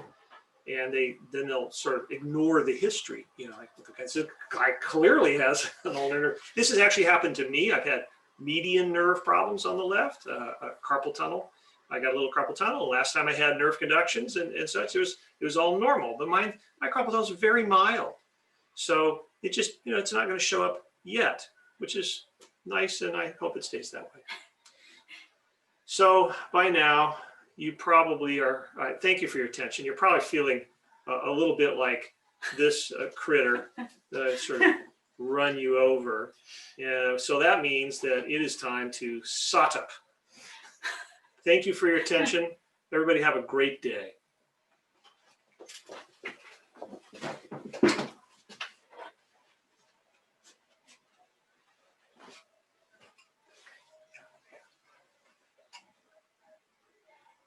And with that, we'll come back to our video for a bit to let you know that your CEU certificates will be coming via email, so check your email. If you do not get a certificate in the next couple of weeks, please feel free to email us. We are a very small chapter, so it might take us a couple weeks to get those out, but you will get a certificate in your email. And rest assured, and thank you for all the comments. We really appreciate it. Dr. Reeves is fantastic with the humor, which is one of the reasons we love to have him present.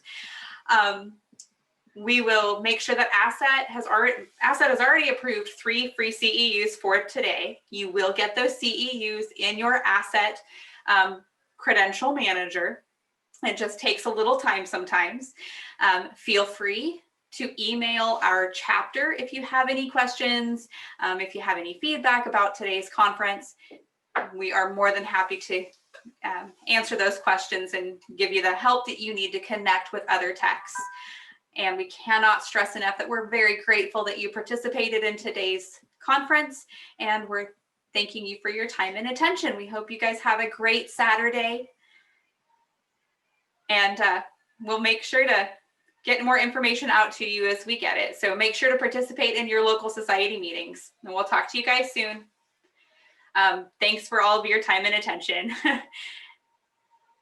Have a great Saturday.